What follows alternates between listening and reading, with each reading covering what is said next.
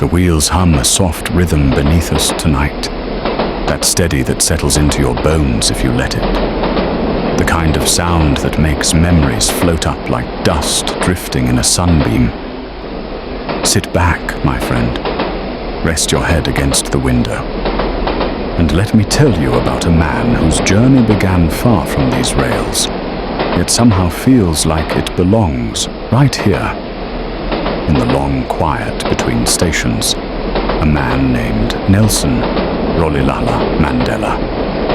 Now, before the world ever spoke his name with reverence, before the applause and the statues and the headlines, he was just a barefoot boy running across the red earth of the Transkei. You could almost imagine him there, a thin young child chasing cows through tall grass, the wind tugging at his clothes, the river glinting nearby like a sliver of polished steel. Folks who met him back then said he had that spark, a kind of quiet intensity, as if he was always listening to something deeper beneath the surface. Maybe it was the wisdom of the land. Maybe it was destiny humming to him, the way these rails hum to us. He grew up under a sky so wide it could swallow a person whole, in a small village called Movezo. His father was a respected man, a chief, though life has a way of turning even the proudest lives upside down. When Mandela was still young, his father lost his title after a disagreement with colonial authorities. And when a man loses his status in that part of the world, the whole family feels it. But hardship has a way of shaping a person, smoothing out the rough edges or sharpening them clean through. For the boy who would become Mandela, it awakened something, an understanding that power, fairness, dignity, these were things worth fighting for. When his father died, he was taken to live in Qunu, a place of rolling hills and quiet evenings, where the world felt slow and thoughtful. I like to imagine him sitting under a tree with other boys, listening to the elders tell stories of warriors and kings, of leaders who stood tall, even when the world tried to push them down. Those stories settled into him, deep as river stones. And every now and then, when I hear the rails singing on a night like this, I can almost feel those stories rising again, echoes across a lifetime. He was just a boy, but he already carried himself with a gentleness, a sense of purpose. He tended sheep, he played stick-fighting games, he laughed with his friends by the fire. Nothing about him then suggested he'd be a global symbol one day. No, the world doesn't reveal that so early. Instead, it works slowly, carving a soul like water carving a canyon. Later, he was taken in by the regent of the Thembu people, Chief Yongintaba. Now that was a turning point, because suddenly, this young boy from a humble village was living in a royal household, eating at polished wooden tables, watching leaders debate matters of dignity, law, and justice. Imagine that shift, like stepping from a dusty platform onto a grand train you never expected to ride. The boy soaked it all in. He learned about leadership not from books, but from watching real decisions, real consequences, real lives affected. But even in that comfortable home, he never forgot where he came from, or where he needed to go. As he grew into a young man, everything began to change. Education opened its doors to him. He studied English, Xhosa, history, geography, absorbing it all with that same quiet intensity. He attended Hilton and later Fort Hare University, which was a beacon of African intellectual life. But Mandela, well, he had a stubborn streak in him, the kind that rises when something feels wrong. He got himself expelled over a student protest, not loud, not violent, but firm, a protest for fairness. Even then, The principles that would define him were beginning to simmer. Life, as it often does, forced his hand soon after. The regent arranged a marriage Mandela did not want. And so, the young man did what bold souls do. He ran, not out of disrespect, but out of destiny. He ran to Johannesburg, a city that crackled with danger and opportunity. The city was no gentle cradle. It was a place of mines and factories, of racial hierarchies enforced with cold cruelty. But it was also the place where Mandela found his purpose. Johannesburg in those days was like a restless train station at midnight, full of movement, noise, and tension, but also hope for those with the courage to step forward. Mandela arrived with almost nothing. A few coins, a few clothes, but he carried something priceless inside him. Determination. And that determination, that fire he kept quiet but steady, guided him from job to job, night watchman, clerk, until finally he found a path into law. Law. Now that is a sharp instrument. It can cut shackles or it can tighten them. Mandela understood that early. Studying law gave him the language of power, the tools to fight injustice, not with fists, but with ideas. And ideas, my friend, ideas can be more dangerous than bullets. They can outlive a man. That was also the time he met people who would shape his future. Walter Sisulu, Oliver Tambo, and many others who believed South Africa needed to change, needed to breathe, needed to heal.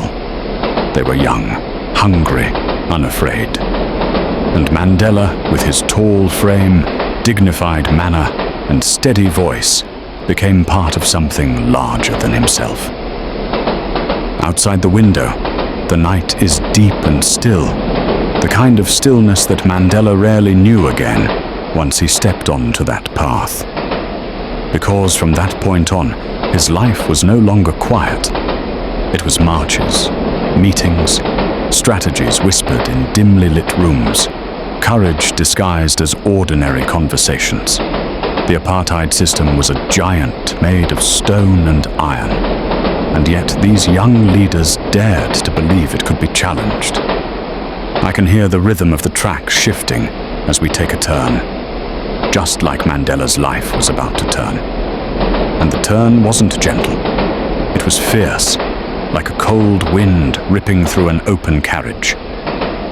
But that's a story for the next part of this journey. Rest a moment. Breathe. Listen to the hum of the rails. The rails steady themselves into a long, even glide, that soft metal heartbeat that settles into your breathing if you let it. Good. Let it pull you deeper, because the path ahead in Mandela's story grows heavier now, and we'll walk it the way all hard journeys should be walked. Slowly, thoughtfully, with a calm voice guiding us through the shadows. Johannesburg wrapped itself around the young Mandela like smoke from a distant fire. A city divided clean through its heart, every street marked by the lines of apartheid. Who could walk where? Who could live where? Who could dream where? Mandela saw it not as an observer, but as one of millions forced to live beneath its weight. And he knew, as surely as a train knows the shape of its track, that he could not simply live quietly under that system. Something in him had always been restless, like a drumbeat under the ribs. But now the rhythm found its purpose. Walter Sisulu became more than a friend. He became a doorway. Through Sisulu, Mandela stepped into the ANC, the African National Congress, a movement born from hope and shaped by defiance. The meetings were small at first, held in cramped rooms where the light flickered and the air smelled faintly of ink, sweat, and determination. Men and women gathered there with voices soft but steady, speaking of freedom, not as a distant dream, but as a right they intended to claim. Mandela listened more than he spoke in those early days. He studied every word, every strategy, every crack in the apartheid system. He absorbed the history of resistance, like a man learning the map of a long, treacherous railway. And slowly, he became a leader, not by demand, but by the gravity of his presence. There was something about him, an unshakable calm, even when speaking of injustice. A stillness, like deep water. People leaned in when he spoke, not because he shouted, but because he didn't need to. But even calm waters can suddenly turn stormy. The government tightened its grip, enforcing laws that grew harsher by the year. Passed laws, forced relocations, bans on organizing. Apartheid was a machine built to break spirits. Mandela was not one to break easily. In 1952, the ANC launched the Defiance Campaign. It was the first mass movement of its kind. Non-violent resistance on a grand scale. Volunteers stepped forward to break unjust laws deliberately, peacefully, knowing full well they could be arrested, beaten, even killed. And Mandela, he stepped forward too. His height, his posture, his quiet conviction made him the perfect symbol of principled resistance. Night after night, he traveled across the country, speaking to crowds in dusty townships, in community halls, under trees, at train stations, where weary travelers gathered just to hear a glimpse of hope.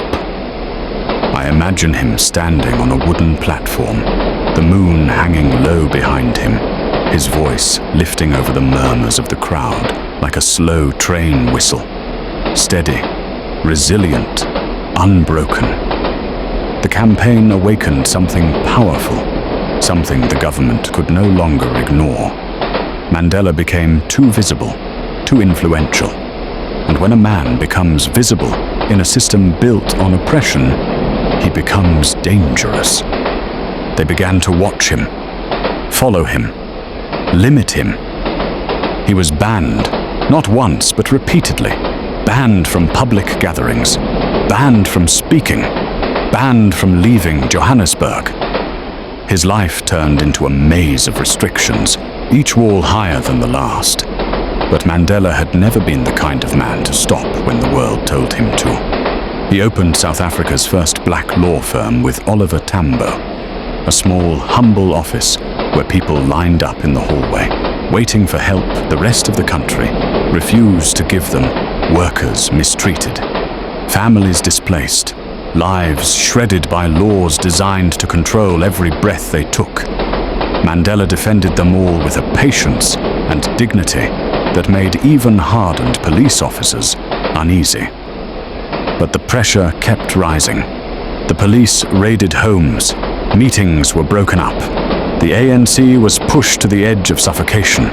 Violence escalated, not from the freedom fighters, but from the state peaceful protesters were beaten. Some disappeared. And then came the moment that would change everything. Sharpeville. A peaceful crowd. A protest against past laws. Police opening fire. Bullets tearing through bodies as people fled. 69 dead. Over 100 wounded, most shot in the back. The country held its breath. And Mandela, standing in the quiet aftermath of that tragedy, felt something snap inside him. Not in anger, but in clarity, non-violence, he realized was a strategy. A noble one, yes. But it could not remain the only strategy when faced with a government willing to spill blood without hesitation. And so, the path shifted. Mandela helped form Umkhonto we Sizwe, the spear of the nation, a movement that embraced sabotage, not to harm people, but to damage the symbols of oppression. Power stations, government offices, communications lines. Actions chosen carefully, intentionally, to make the government feel pressure without a single life lost. But the government responded with iron. Arrests, raids, torture. crackdowns that swept through communities like a cold wind. Mandela went underground, a man of the law, forced now into the shadows. They called him the Black Pimpernel because he evaded capture again and again, slipping from safe house to safe house, traveling at night, changing disguises, holding secret meetings. Imagine him moving through Johannesburg like a phantom, the same city where he once walked freely, now turning into a labyrinth of danger. And yet, he stayed calm, steady, purposeful, the same way a train conductor, old and weathered, guides his locomotive through a storm without letting his hands tremble on the controls. But nothing lasts forever, not even the freedom of a phantom. One day, the police found him. A roadblock, a sudden stop, guns pointed, a man surrounded. Mandela was arrested, and the world shifted once again. But that, my friend, is another long stretch of track. The kind that bends into darkness before revealing any sign of dawn. Let the train carry you for a moment. Let the rhythm of these rails quiet your mind. The night outside slips into a deeper shade, the kind of darkness that feels soft around the edges, like velvet laid gently over the world. The rails murmur beneath us, steady as ever. And that's good, because where Mandela's journey goes next, a man needs steadiness. A long inhale, a calm heart, the patience to sit with the heavy parts of history without flinching. Mandela sat in that police vehicle on the day of his arrest with a posture so calm it unsettled even the men who had seized him. He knew the moment would come. A life lived in the open is easy to follow. A life lived underground even more so. The charges were heavy, wrapped in the thick language of treason and conspiracy, as if the government believed that naming something loudly enough could make it true. They feared him. And fear, well, fear makes even powerful systems clumsy. They put him on trial, the first of several, dragging him through months of hearings that played out like a theater performance. No one wanted to attend, judges in stiff robes, prosecutors with sharp tongues, crowds outside whispering his name like a prayer or a warning. Depending on who you asked, Mandela walked into that courtroom each day with his head held high, wearing a traditional Xhosa kaross on the opening day. A deliberate choice, a reminder that he came from a people with roots older than the system seeking to crush him. The treason trial dragged on for years, a long, grinding storm. And yet, he was acquitted, let off, released back into a world that had only grown more volatile. But freedom in apartheid South Africa was always conditional, always narrow, always fragile. Even as he stepped out of that courtroom, his mind was already returning to the movement, to the weight waiting on his shoulders. The struggle surged forward, protests, organizing, underground networks. Mandela moved like a man with time chasing him, always one step ahead, but never far enough. His young family paid the price. Nights without him, days without news, worry settling into the walls of their home like dust. Mandela felt that ache, but he tucked it deep inside him, believing that his absence now would one day build a better presence for all. And then, the Rivonia arrests. Police raided a farmhouse where key ANC leaders had been meeting, a place where plans were made in whispers and hopes were mapped out on sheets of paper spread across wooden tables. They found documents, notes, strategies, the heartbeat of the resistance laid bare for the regime to dissect. Mandela, already in prison from his earlier arrest, was brought into the new case. And suddenly the charges grew teeth. Sabotage, conspiracy, something darker lurking beneath the government's intentions. Now this This was the kind of moment where an ordinary man crumbles. The prosecution made it clear they wanted the death penalty. They wanted Mandela and his comrades gone, erased a lesson, a warning. But life has a way of revealing a person's truth when the stakes rise. Mandela chose not just to defend himself, but to speak for a nation gasping under the weight of injustice.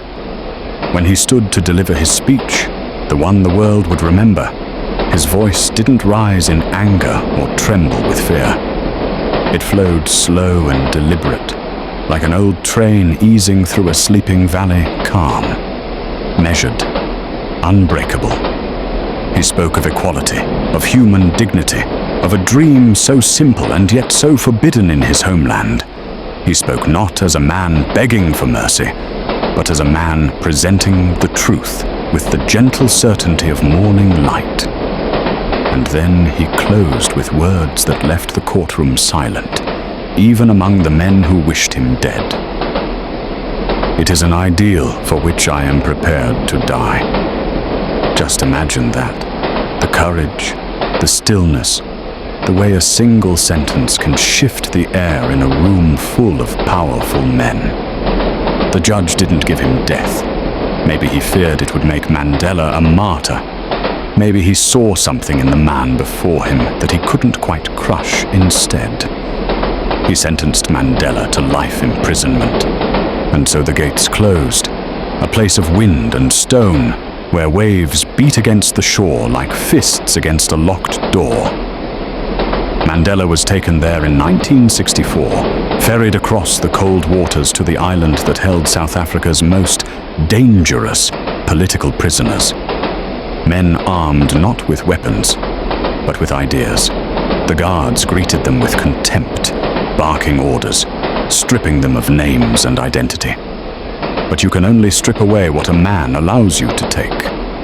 Mandela walked onto that island with the quiet dignity of a leader, and no number of chains could make him bow.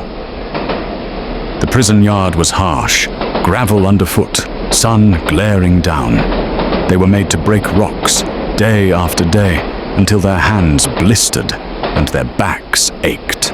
Mandela's eyesight began to weaken from the glare, a slow fading he carried with him the rest of his life. Letters were censored, visits rare, communication with the outside world almost impossible. And yet, inside those walls, something extraordinary happened. Instead of shrinking, Mandela grew. He studied, he listened, he organized, he mediated disputes between prisoners. He learned Afrikaans to speak to the guards in their own tongue, not as surrender, but as strategy. He taught younger inmates discipline and purpose. He kept himself strong through exercise, through focus, through unwavering belief. The prison became, in an unexpected way, a kind of university for resistance. The men learned from one another, shared knowledge, sharpened their minds as their bodies strained under labor. Mandela became the center of it all, the steady heart, the moral axis. Years passed, years that could have crushed any ordinary spirit. But Mandela's spirit seemed to settle deeper, like a stone in a riverbed, unmoved by the passing currents. Outside, South Africa changed. Pressure mounted. Protests surged. The world began to turn its gaze toward the injustice of apartheid. Voices rose across continents, demanding Mandela's release. His name traveled farther outside the prison walls than he ever could inside them. But inside, he stayed patient. Robben Island became Pollsmoor. Pollsmoor became Victor Verster. His world shifted cell by cell, each move a sign that the government was growing uneasy, uncertain how much longer they could contain the pressure building around Mandela's name. And through it all, he remained calm, focused, quietly powerful. Like the hum of these rails, steady enough to guide a train through even the darkest nights. Ahead, the horizon of his life was beginning to glow with possibility. The world was changing. The old system was cracking, and the man who had entered prison as a young, fiery revolutionary would leave it as something else entirely. A symbol, a statesman, a father to a wounded nation. But that moment, the moment of release, we'll walk to it slowly, the way dawn walks toward night. Rest a bit. Listen to the wheels. When you're ready, we'll continue the journey toward freedom. The wheels ease into a softer rhythm now. Long strokes of metal on metal, like a deep breath being drawn across the darkness. Good. Stay with that sound, because we're approaching the moment when the world begins to shift under Mandela's feet. The slow unraveling of a system that once seemed carved in iron.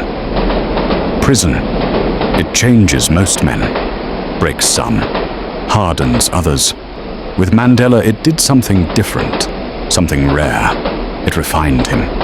The way a flame refines gold, burning away the impurities until only the truest form remains. He arrived on Robben Island, a determined young revolutionary. He emerged years later, a statesman shaped by patience, discipline, and a deep, almost spiritual understanding of human beings, even the ones who guarded him. In the early years, the guards treated the prisoners with cold hostility. Orders barked, privileges denied. Humiliation served like bitter medicine. But Mandela made a choice, a quiet, deliberate choice, to never let bitterness settle in his bones. Instead, he studied the guards, not to manipulate them, but to understand them, their histories, their fears, the world that had shaped them. He realized that they too were trapped, not in cells of concrete, but in cages of ideology and conditioning. And so he spoke to them with dignity, calmly, firmly, without anger, without flinching. One day, a young guard, barely older than a boy, approached him with trembling hands and whispered a question about his own life, as if Mandela were some kind of elder he could seek counsel from. Moments like that slowly, quietly transformed the prison atmosphere. Mandela didn't win freedom with violence. He won it, inch by inch, with humanity. Meanwhile, outside the island, South Africa trembled. The world was changing. The winds of the 1970s and 80s carried voices of protest from every direction.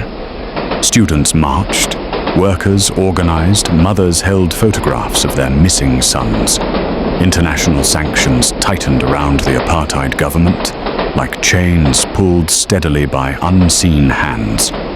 And Mandela's name, though his face had been banned from newspapers for decades, grew louder, larger, heavier in the air. People chanted it in the streets.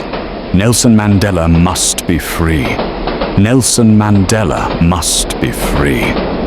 Even the government began to feel the tremor. They knew the world was watching. They knew things could not stay as they were without tearing the country apart. So, they tried something new. They sent officials to speak with Mandela privately. Soft approaches at first, polite, strategic. Would he renounce violence? Would he compromise? Would he meet them halfway? Mandela listened, always the listener, but he did not bend. "How can I make peace?" he said, calm as still water. "When the people are denied their rights, remove the obstacles, and I will talk." He refused release on their terms. Imagine that.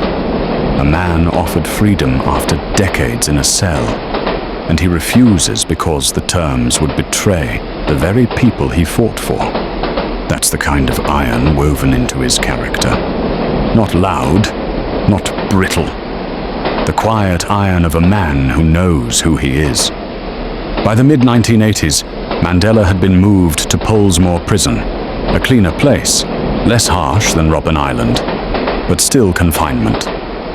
There, he met with government ministers secretly, opening conversations that neither side admitted to publicly. Conversations that would one day guide a nation out of darkness. Even then, he chose his words like a craftsman. Slow, precise, steady. His health faltered briefly, a scare that echoed across the world. People feared the government might let him die in prison. That fear only increased global pressure. And then, one morning, the kind of morning where the sky seems unsure whether to cling to night or accept dawn, something shifted.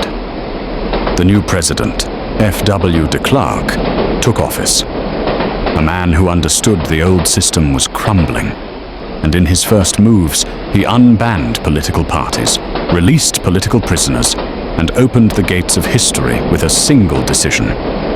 Nelson Mandela would be freed. But not quietly, not secretly. He would walk out in broad daylight, a symbol returning to his people. Imagine the scene. February 11th, 1990. The gates of Victor Verster prison swinging open. Crowds gathered like a human ocean, voices trembling with anticipation, cameras pointed like 1,000 eyes, waiting for a miracle. And then he appeared. Tall, dignified, hair gray with the weight of years, face calm, almost serene, as if he'd just stepped off a long train journey instead of 27 years behind bars. He held Winnie's hand, raised his fist, that quiet, steady gesture of resistance, and walked into history with the same unhurried grace he'd carried since boyhood. The world erupted. People cried openly in the streets. Apartheid's foundations shook. But Mandela did not celebrate wildly. He spoke to the crowd with a voice that rolled through the air like thunder, softened by distance. He called for discipline, peace, unity. He said he was not free until all were free. And in that moment, you could feel something lift in the air. The weight of decades breaking apart like old stone. From that day forward, he became not just a symbol, but a compass, a guide, a steady hand for a country trembling on the edge of collapse. The negotiations that followed were slow and fraught, like steering a massive train through a narrow mountain pass. Violence erupted. Political tensions surged. Every step toward democracy was matched with attempts to sabotage it. But Mandela never wavered. He met with de Klerk. He met with rivals. He met with those who distrusted him. He soothed tempers, calmed fears, bridged divides that had once seemed uncrossable. And slowly, impossibly, South Africa moved toward its first democratic elections. The night before those elections in 1994, I imagine Mandela sitting in a quiet room, perhaps with a cup warming his tired hands, listening to the soft sounds of the world outside. Knowing the next day would mark not just a victory, but a rebirth. And when the day came, the lines stretched for miles. People who had been denied the right to vote all their lives stood for hours under the sun, waiting to cast their ballots, old men leaning on canes, mothers carrying babies, young folks who had never imagined such a moment could arrive. Mandela voted with the calm dignity that had defined him from the beginning. And when the results were counted and the world heard the news, well, the earth seemed to stand still for a moment. Nelson Mandela, prisoner number 466/64, was now president of South Africa. A transformation as vast and breathtaking as night turning into dawn. But his journey, his real journey, didn't end there. A free country needed healing, deep healing. and Mandela understood that forgiveness, real forgiveness, would be the hardest road of all. We'll walk that road together next, gently, unhurried, like the slow glide of this train across sleeping fields. The rails settle into that long, low hum again, the kind that feels like it's pulling the whole world into a softer place. Good. Lean into it. Mandela's road ahead is quieter than the struggle that came before it, but in some ways, heavier. Because healing a wounded country isn't the work of speeches or ceremonies. It's the work of spirit, and Mandela carried that weight with a gentleness that surprises people, even now. He stood at the Union buildings on that bright May day in 1994, sunlight brushing the shoulders of the world leaders gathered to witness the moment. The air was thick with music. African voices rising in harmonies that felt older than the stones beneath their feet. And when Mandela placed his hand on the oath, spoke the words that made him president, a stillness spread across the crowd, a sense that something impossible had happened, something the old world said could never be. But Mandela didn't bask in triumph. He didn't claim victory. His eyes didn't shine with the pride of a man who'd conquered his enemies. Instead, he looked out over the nation like a father, seeing his child return after a long illness, tender, hopeful, concerned. He knew what was coming. Democracy was the easy part. Healing the soul, that would take more strength than any battle he'd ever faced. South Africa, in 1994, was a country carved down the middle by pain. Decades of cruelty had left scars that ran so deep, people could barely look one another in the eye without flinching. Fear hung in the air, suspicion too, and under all of it, grief. Silent, unspoken, but everywhere. Mandela walked into the presidency with an understanding that you cannot force a wounded people to heal. You can only guide them gently toward the possibility of it. So, he led with gestures that seemed small on the surface, but carried the weight of mountains. One of his first acts, he kept the old apartheid-era rugby team, the Springboks, as the national team, kept their green and gold colors that many black South Africans associated with oppression. His own advisors questioned him. His own supporters doubted him. But Mandela saw farther down the track. He knew that white South Africans needed to feel safe, needed to feel seen if the country was going to stay whole. He wasn't just trying to end a political system, he was trying to prevent a civil war. So he put on the Springboks jersey, sat at the stadium during the 1995 Rugby World Cup, stood among people who had once feared him or despised him, and he extended a kind of peace no one expected. And when the Springboks won, a roar rose in the stadium so loud it shook something loose inside the nation. Strangers embraced. Tears flowed freely for a moment. The walls between people cracked open just enough to let the light in. That was Mandela's way. Not grand, forceful declarations, but small, deliberate miracles. And then came the deepest, most difficult work, the Truth and Reconciliation Commission, a place where perpetrators of apartheid violence could confess their crimes publicly in exchange for amnesty, a place where families of victims could finally speak their pain. Imagine the courage required for that, not just for those who stood before the commission, but for the entire country that had to listen. Some confessed their worst acts with trembling voices. Others remained cold and unrepentant. Mothers cried. Fathers clenched their jaws to keep from breaking. The rooms where testimonies were heard felt sometimes like battlefield hospitals, places where wounds were opened so they could be properly cleaned. Mandela didn't sit for every hearing, but his presence hung over all of them. His example made it possible. If this one man, who had suffered for so long, could forgive those who took years from his life, surely the nation could attempt the same. But forgiveness didn't mean forgetting. Mandela made that clear. Healing required honesty, brutal, unfiltered honesty. And South Africa walked that road with trembling steps, guided by the steady hand of a man who had learned patience in the hardest classroom the world has to offer. Even as he worked to heal the nation, Mandela never lost himself in power.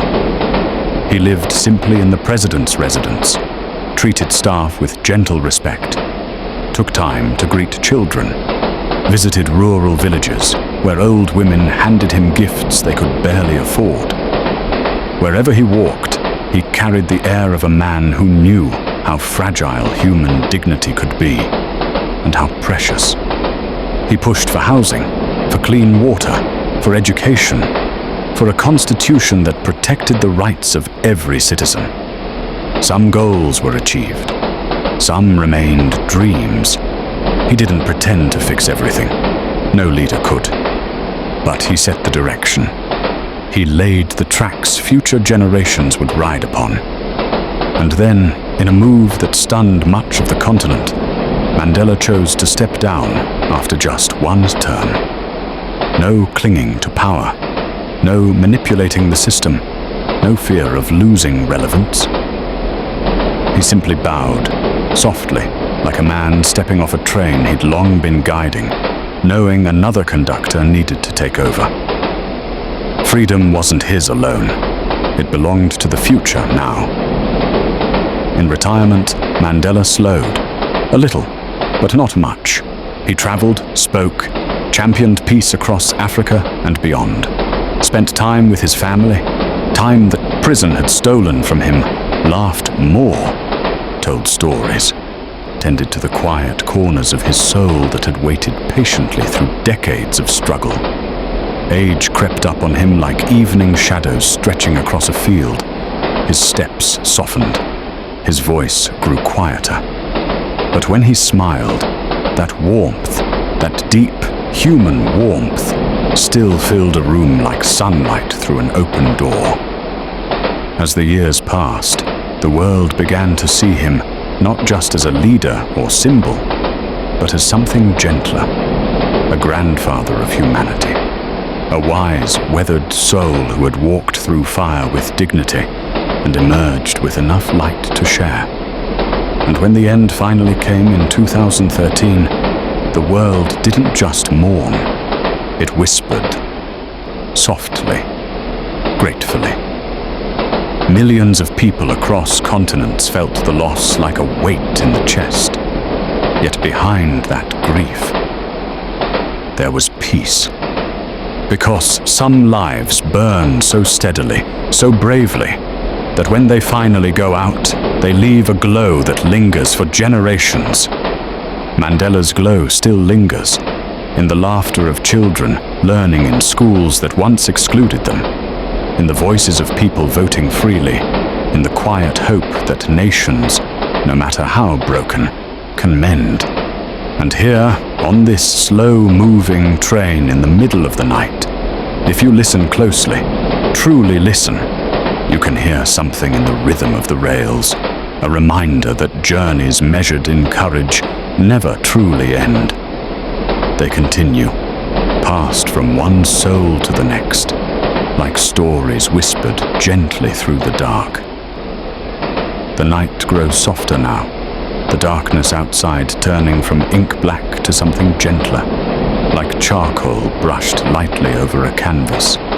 The train sways in a calm, slow rhythm, and the old conductor's voice settles even deeper. Not louder, just closer, as if he's leaning in, speaking right beside you, while the world drifts by in shadows. Mandela may have left the stage of power, but his journey, well, a life like his doesn't simply fade when the applause quiets. No, it continues in smaller rooms, in slower days, in the tender spaces where a man finally gets to meet himself without the weight of a nation on his shoulders. After stepping down from the presidency, Mandela returned to something he had been denied for so long, the simple rhythm of home. Imagine him walking through the garden of his Johannesburg house at dawn, the light soft on the leaves, a teacup warming his hands. No guards barking orders, no bars, no shouting crowds, just birdsong, the rustle of trees, the wind drifting across the yard like a shy visitor. He spent time with his grandchildren. Oh, he adored them. Laughed easily around them. The kind of laughter that comes from a place deep and old, the kind kept locked away during years of confinement. They would climb into his lap, tug at his sleeve, ask him questions only children dare to ask so directly. And Mandela, with all the patience in the world, would answer gently, slowly, as if each word deserved its own breath. He returned to Qunu, the village of his childhood, a place he loved more than any palace or government building. The rolling hills, the old homesteads, the sense of belonging woven into the land like threads in a tapestry. It was home in the truest way. He walked those fields the way a man touches memory itself. Reverent, grateful, unhurried. Sometimes, in the late afternoon, he would sit outside and watch the sky turn gold, then amber, then deep violet. The kind of sky that carries stories in its colors. And he'd speak quietly with old friends, men and women who had known him long before the world did. They didn't see a president. They saw Rolihlahla, the boy who once chased cows along the river. Their conversations were filled with laughter, teasing, shared memories. Those moments stitched parts of him back together. But retirement didn't silence his voice. No, Mandela remained a guiding presence on the global stage, though he stepped softly, like a man who knew the world didn't need him to raise his voice anymore. He advocated for peace in conflicts across Africa, spoke about HIV/AIDS when others feared to address it, reached out to leaders, young and old, urging them to choose humanity over power. People visited him from every corner of the earth. Presidents, artists, children, activists, curious travelers. Some came seeking wisdom. Others simply wanted to stand in the presence of a man whose life had become a symbol. And Mandela welcomed them with that same unmistakable warmth. A slight smile, a steady gaze, a handshake that lingered just long enough to make you feel genuinely seen. Even as age folded him into fragility, his spirit didn't dim. His steps slowed, his voice softened, but the dignity that remained sharp, clear, unshakable. He aged like an old tree, weathered, bent in places, but still deeply rooted, still sheltering those who came near. In those later years, he often reflected aloud on leadership, on mistakes he'd made, on the long path of struggle. He admitted his regrets freely, without fear. He spoke of his failures as openly as his triumphs, and that humility, that rare ability to bow before one's own imperfections, is part of what made him so deeply human. As the final years approached, South Africa held its breath around him, not because they feared his death, but because they knew how profoundly his presence had steadied them. He had become a kind of North Star, not always seen, but always felt. When he fell ill and the world watched anxiously, there was a sense, quiet but powerful, that a chapter of humanity was slowly closing. And when the moment finally came, in December of 2013, it arrived like the softest exhale, peaceful, gentle. A man who had carried the weight of millions finally allowed to rest. Across the world, candles flickered, songs were sung, tributes poured like rivers. But in South Africa, something deeper happened. People gathered in the streets, in homes, in churches, in open fields, not in despair, but in gratitude. They danced as much as they cried. They celebrated as much as they mourned, because they knew a soul like Mandela's wasn't lost. It was released, set free, the way he had always longed for his people to be. In Qunu, they laid him to rest in the soil of his childhood, the same soil that had held his ancestors, the same soil that had formed his earliest memories. And as the wind moved softly over the hills, it carried a sense of completion, not an ending, but a return. And here, on this quiet train rolling through the night, if you close your eyes, you can almost feel that wind. You can almost hear the faint echoes of a life lived with courage and tenderness in equal measure. Mandela's story isn't a monument, it's a reminder, a gentle one, a reminder that strength doesn't always roar.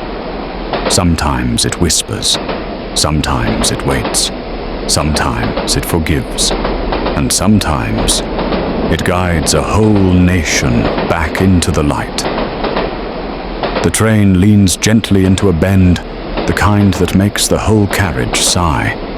Wood settling, metal humming, air shifting soft against the windows.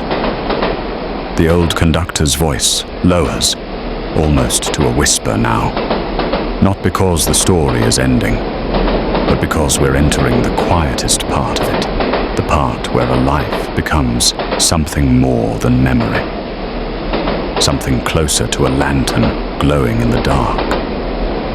You see, when a man like Mandela leaves the world, he doesn't really leave.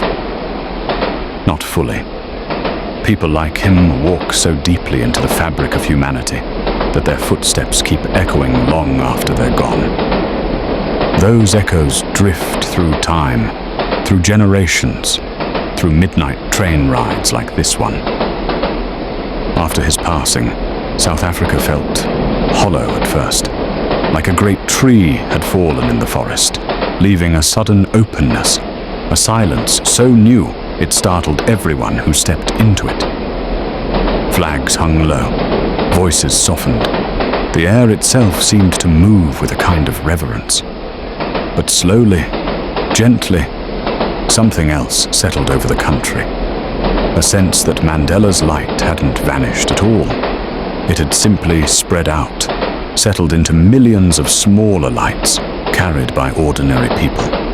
Students marching for equal education, families rebuilding towns broken by poverty, young leaders speaking with courage beyond their years, communities coming together after conflict. Every act of kindness, every stand against injustice, every quiet moment of forgiveness, all of it carried a shade of Mandela's spirit, as if he had left behind a recipe for hope and told the world, "Here, continue."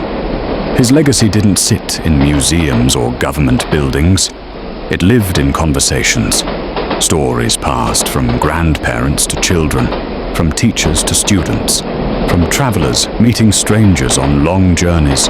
Stories told with warm hands, soft eyes, and voices that trembled a little, not from sadness, but from reverence. And if you listen closely, you can hear those stories the way you hear the far-off cry of a train in the night.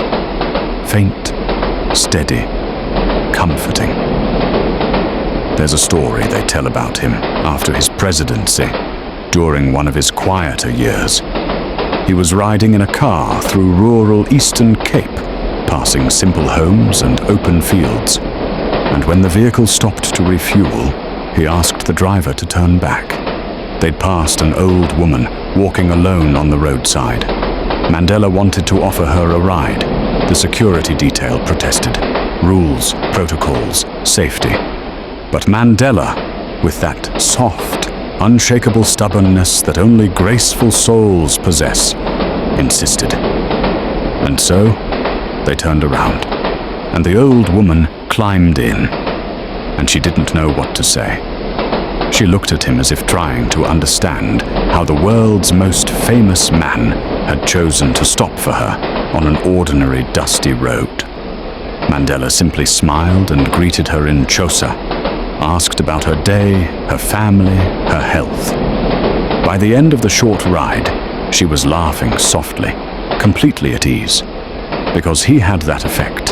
He made kings feel ordinary, and ordinary people feel like kings. Those are the moments that defined him more than elections or speeches. The little things, the quiet gestures, the way he would adjust his glasses before listening to someone, giving them his full attention, the way he'd take time to greet cleaners and cooks before greeting ministers and presidents, the way he'd hold a child's hand just a second longer, as if giving them a piece of strength to grow with. Even in frail old age, when his body was giving out, he still insisted on sitting up straight, still insisted on smiling for visitors, still insisted on that same simple dignity he'd carried since childhood. A dignity born not of pride, but of respect for others, for himself, for life. And perhaps that's the true heart of Mandela's story. Not the prison, not the presidency, not even the global fame. It's the way he carried himself, steadily, kindly, firmly, through every twist of fate. The way he refused to let hatred carve a home in him. The way he kept his heart unbroken, not by shielding it, but by opening it wider. His life reminds us that courage doesn't require hardness, that power doesn't require cruelty, that leadership isn't command, it's compassion stretched over time. If you close your eyes right now, you can almost feel him sitting across from you in this old midnight train carriage. Maybe he'd be leaning back slightly, fingers interlaced, an amused smile playing in the corners of his mouth, the kind of smile that says he's seen storms fiercer than most can imagine, yet still chooses softness. Maybe he'd tell you that hope is not a gift given.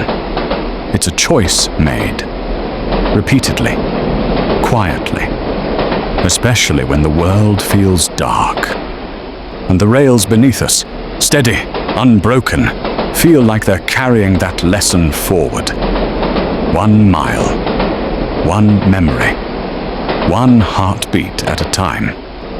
The train slips deeper into the night, the kind of darkness that feels soft and full, not empty, like a thick blanket pulled gently over your shoulders. The old conductor takes a slow breath, the kind that rasps just a little with age, then smooths out like a warm breeze drifting along the tracks. "All right then," he murmurs, voice dropping into that deep, weathered calm. "If you're still with me, we'll let this story stretch itself out a little further." He settles in, elbows resting on the old wooden armrests, eyes half closed, as if he's watching memories roll by outside the window. Now, when a man like Mandela leaves the world, people tend to think the story ends there. A clean final chapter, closed like the last page of a book. But that's not how life works. No, sir. A life that large. It keeps moving long after the man himself is laid to rest. Not forward, not exactly, but outward, like ripples on still water. And in the years after his passing, those ripples moved through South Africa with a strange and quiet power. There were children born who would only ever know Mandela as a name in their school books. And yet, when they said that name, their voices carried a softness, almost instinctive, as if something in the country's soil still whispered his lessons into their bones. Teachers told stories not of the man as a legend, but as a human being, flawed, stubborn, warm, endlessly patient. Children listened with wide eyes, imagining him taller than mountains, gentler than the wind. In the townships, murals began to bloom like wildflowers, thrown up on concrete walls, painted by young artists who had never stood in the struggle, but had inherited its echoes. You'd see Mandela's face, staring out from cracked brick, sunlight catching on his smile as taxis honked and people hurried past on morning errands.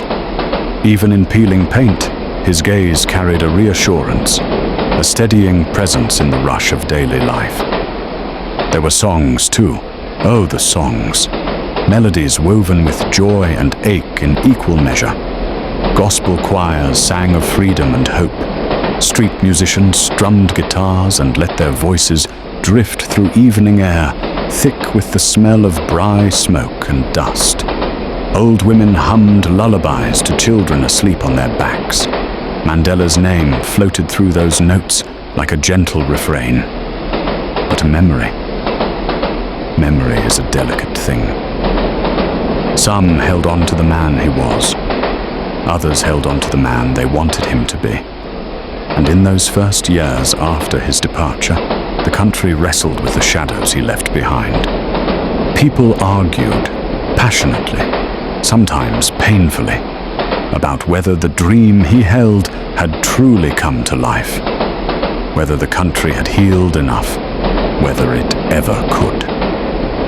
Some said progress had been too slow. Others said it had been miraculous. Some mourned the challenges still ahead. Others clung tightly to the hope he had lit like a lantern in the dark. And through all of it, Mandela's story kept breathing. Not as perfection. No, he wouldn't have wanted that. He never claimed to be more than a man. He made mistakes, admitted them, and expected the world to learn from them. His legacy lived in that honest, humble truth. There was a moment, a few years after his passing, when a group of school children visited the house he once lived in, the little home in Soweto, where the windows still hold the warmth of his early life. A teacher told them about the young lawyer who lived there, the father who ran from the police at night, the firebrand activist who held meetings in cramped rooms lit only by kerosene lamps. And one boy, maybe 10 years old, raised his hand and said in a quiet voice, "So he was scared sometimes too." And the teacher smiled, a slow, tender smile, and said, "Of course. Courage doesn't mean no fear. It means walking anyway." The boy nodded, the kind of nod that sinks deep into a child's heart, where it grows roots. That's where Mandela lived now. Not in grand speeches or stone statues, but in small understandings like that one. His story also lived in the quiet acts of ordinary people, the kind who would never see their names in newspapers. A young nurse treating patients with kindness on a long shift. A father working extra hours so his children could attend a better school. A grandmother feeding the neighbors' children when their parents couldn't. A taxi driver choosing patience instead of anger in heavy traffic. A student deciding to speak up, gently but firmly, when they saw someone being treated unfairly. These small things, almost invisible, carried the spirit of his teachings better than any monument ever could. And beyond South Africa, his story wandered even farther, across oceans, over borders, into classrooms in Europe, into libraries in Asia, into the hands of young activists in places tearing themselves apart with conflict. People read about Mandela, and for a moment they believed that even the deepest wounds could be healed, that even the hardest stone could be softened, that justice, though slow, could still be reached if one walked toward it with steady feet. But stories evolve, and with time, Mandela's story became less about the man himself and more about what he revealed about humanity. The quiet truth that people can change, that nations can shift, that forgiveness, when rooted in justice, can transform even the coldest places. There's a little scene that plays in my mind, not because it happened, but because it feels true. The old conductor leans closer, as if sharing a secret memory. Imagine Mandela on a quiet morning, years after his retirement, sitting on a porch in Qunu, wrapped in a blanket as the early light touches the hills, a soft breeze carrying the scent of earth and grass, a cup of tea cooling beside him. And as he watches the world wake up, he smiles, just a small one, as if he's thinking, it was worth it every step, every hardship, every dark night. Worth it for mornings like this, in a country breathing free. He didn't say it out loud. He didn't need to. The hills heard him. The wind heard him. History heard him. And the story, well, it's still rolling, even now, like this train beneath us. Steady, patient, unfinished. The train slows into that long, steady glide, the kind that feels almost like floating. The conductor adjusts his cap, leans his shoulder against the window frame, and lets out a quiet hum, a tune that sounds older than memory, older than railways, older than all the miles behind us. Then he speaks again, softer, deeper, like the story's settling into its own heartbeat. Now, where were we? He murmurs, though he knows exactly where. Ah, yes, the part of a man's life that begins after the world thinks his chapter is done. Mandela's presence, even after his passing, became a kind of North Star for South Africa, sometimes bright, sometimes faint, but always there, hanging quietly above the country, like a lantern left burning on a distant hill. But lanterns, my friend, lanterns don't just shine. They draw people in. They create gathering places. And so, Mandela's memory became a gathering place too. People came to honor him in ways small and large. Some planted trees, saplings that would one day stand tall, their branches swaying in the wind like arms raised in celebration. Some named their children after him, hoping to pass a sliver of his strength into the souls just beginning their journey. Others, when faced with anger or disagreement, would pause, breathe, and ask themselves softly, what would Mandela do? Not out of blind worship, but out of genuine longing to choose a better path. And then there were the stories. So many stories. A young woman in Cape Town remembered seeing him visit her school when she was little. How he bent down to speak to her in her own language. How he held her tiny hand in both of his. How his eyes sparkled like someone who truly saw her. She said that moment made her want to become a teacher. And she did. A miner in Rustenburg told his sons about the day Mandela visited their hostel. The men were tired, angry, worn from years of exploitation. But when Mandela stepped inside, the room fell into a hush. He didn't talk to us like we were broken, the miner said. He talked to us like we mattered. A farmer in the Free State, a white man who once feared him deeply, said he'd never forget seeing Mandela greet an elderly Afrikaans woman with a kiss on the cheek. He didn't treat her like an enemy, the farmer said. He treated her like a neighbor, a fellow human being, and that changed something in me. See, that's the thing about Mandela. He didn't just challenge enemies, he dissolved them. Not with force, but with presence. And presence, that's a strange kind of power. You can't touch it, but you feel it. You feel it in a room, in a crowd, in the silence that comes right after someone wise has spoken, Mandela carried that presence without trying, without performing. It was simply who he had become after decades of wrestling with injustice and refusing to let hatred nest in his heart. The years after his passing brought reflection, deep reflection. South Africa faced hardships, divisions, political storms, and in those moments, some people said Mandela would be disappointed. Others said, Mandela expected this. Healing takes time. Still others said, Mandela was not a saint. He was a man who showed us what's possible. Now it's our turn. But the truth, the real truth, is that no single person can dictate a nation's path forever. Mandela lit the first lamp. The rest, well, the rest belongs to those who walk behind him, generation after generation, carrying that flame forward. There's a story that scholars tell, a small one, almost forgotten. During Mandela's presidency, he visited a small rural school that had barely enough chairs for the children. The headmaster apologized, embarrassed by the condition of the building.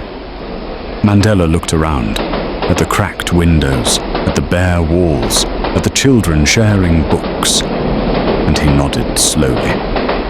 Then he said, "It is not shameful to begin small.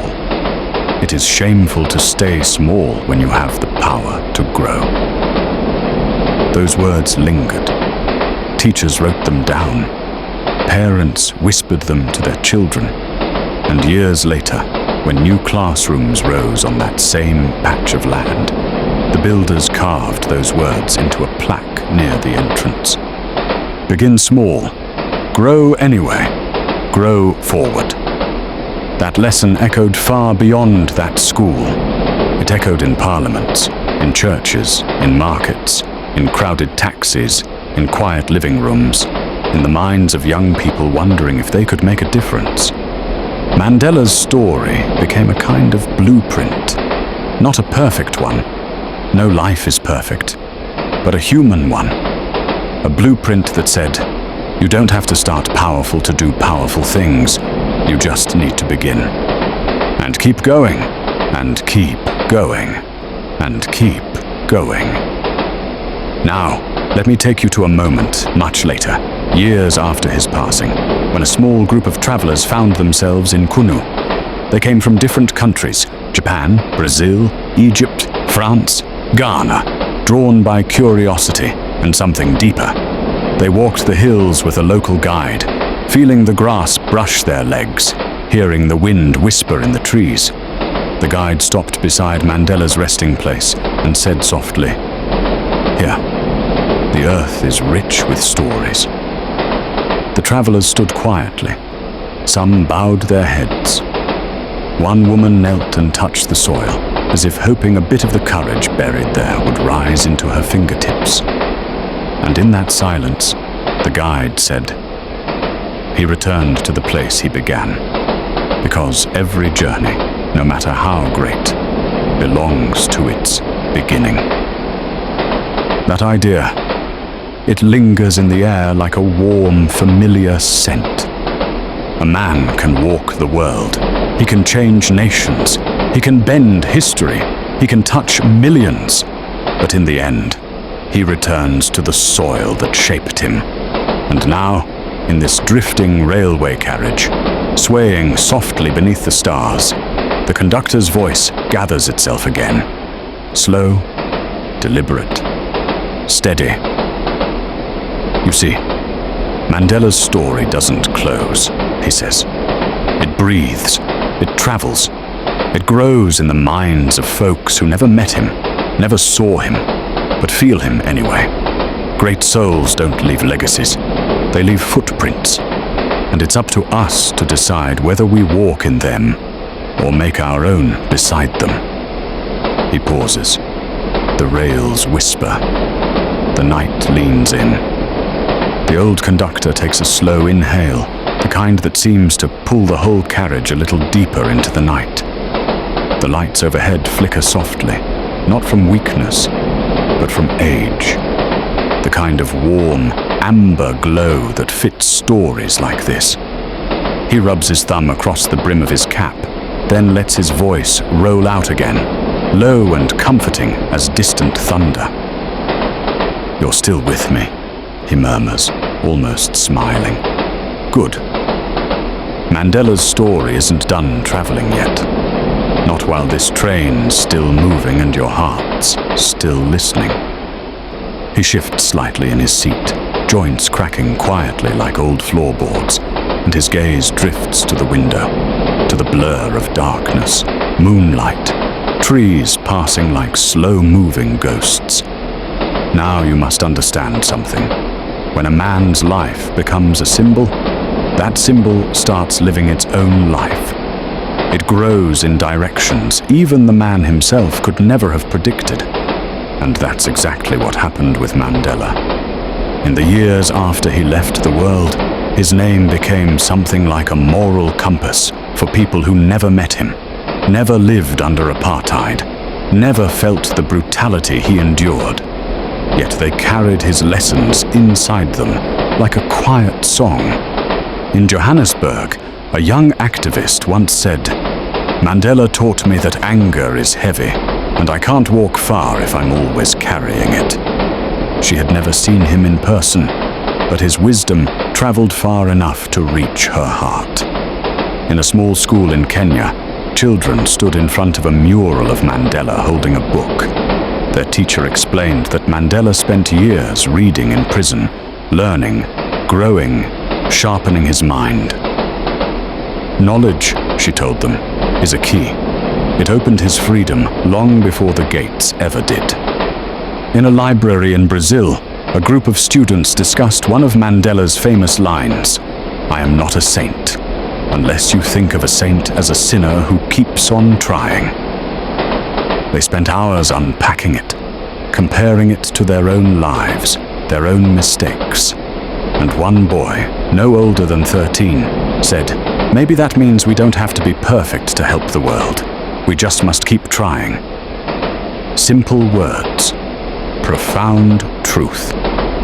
That's Mandela's reach. And there were moments, small, tender, almost secret, when his spirit touched the world in unexpected ways. In London, a nurse in a hospice ward kept a photograph of Mandela by her desk. Whenever a patient felt afraid, she'd sit beside them, hold their hand and say, "Look at him." He survived 27 years in a cell, and he came out forgiving. If he could find peace after all that, then you can find a little peace tonight. Patients who didn't even know his story found comfort in the calm of his gaze. In rural China, a teacher told her students about his dedication to education. She didn't focus on politics. She focused on perseverance. He read every book he could find, she told them, even when the light was dim, even when the guards tried to stop him. He believed in learning. Those children carried that story into their exams like a guiding star.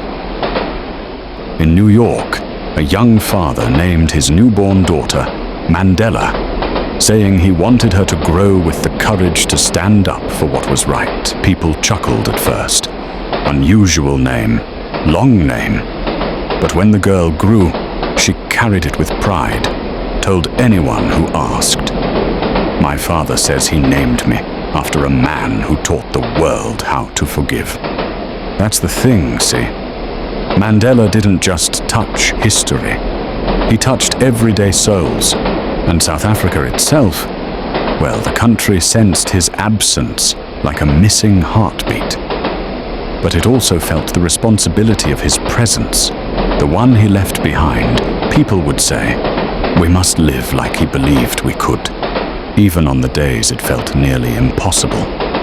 There were challenges, real ones, poverty that clung stubbornly, inequality that stretched across generations, political storms, fractures, frustrations that bubbled up like old wounds not yet healed. And in those moments, some folks criticized Mandela's approach, said he was too gentle, too forgiving, too patient with those who harmed the nation.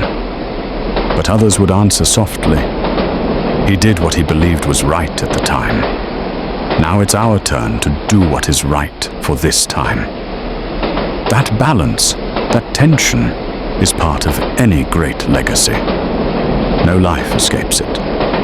The conductor clears his throat gently, not to break the spell, but to deepen it. You know, there's a story about Mandela that a close friend once shared. Years after he retired from politics, Mandela invited this friend to visit him in Qunu. When the friend arrived, Mandela wasn't sitting in a grand study or an elegant living room. No. He was sitting under a tree, watching a group of children play football. Barefoot children. Shirtless children. Children with scraped knees and bright laughter. The friend sat beside him and asked, "What are you thinking about?" Mandela smiled, that slow, warm smile of his, and said, "These children will grow into a country I will never see. I hope they will be kinder than we were, braver, more patient, more united. The future belongs to them." Then he added quietly, "And I hope the world treats them as gently as they deserve." There's something in that thought, something tender and aching. The idea that even after all he endured, all he changed, all he fought for, Mandela still held hope, pure, childlike hope, for a future he wouldn't live to witness. Most men of power cling to the world as they age. Mandela didn't. He let go, gently, gratefully, as if he trusted the winds of time more than his own hands. Now the rails hum a little softer, as if echoing that thought. You know, sometimes, late at night, when the world quiets and the trains run slow, I think about how Mandela's life mirrors these tracks. Long stretches of darkness, sudden bursts of light, hard turns, steep climbs, and then, somewhere along the way, a long, peaceful straightaway, carrying him back toward home. This story isn't done.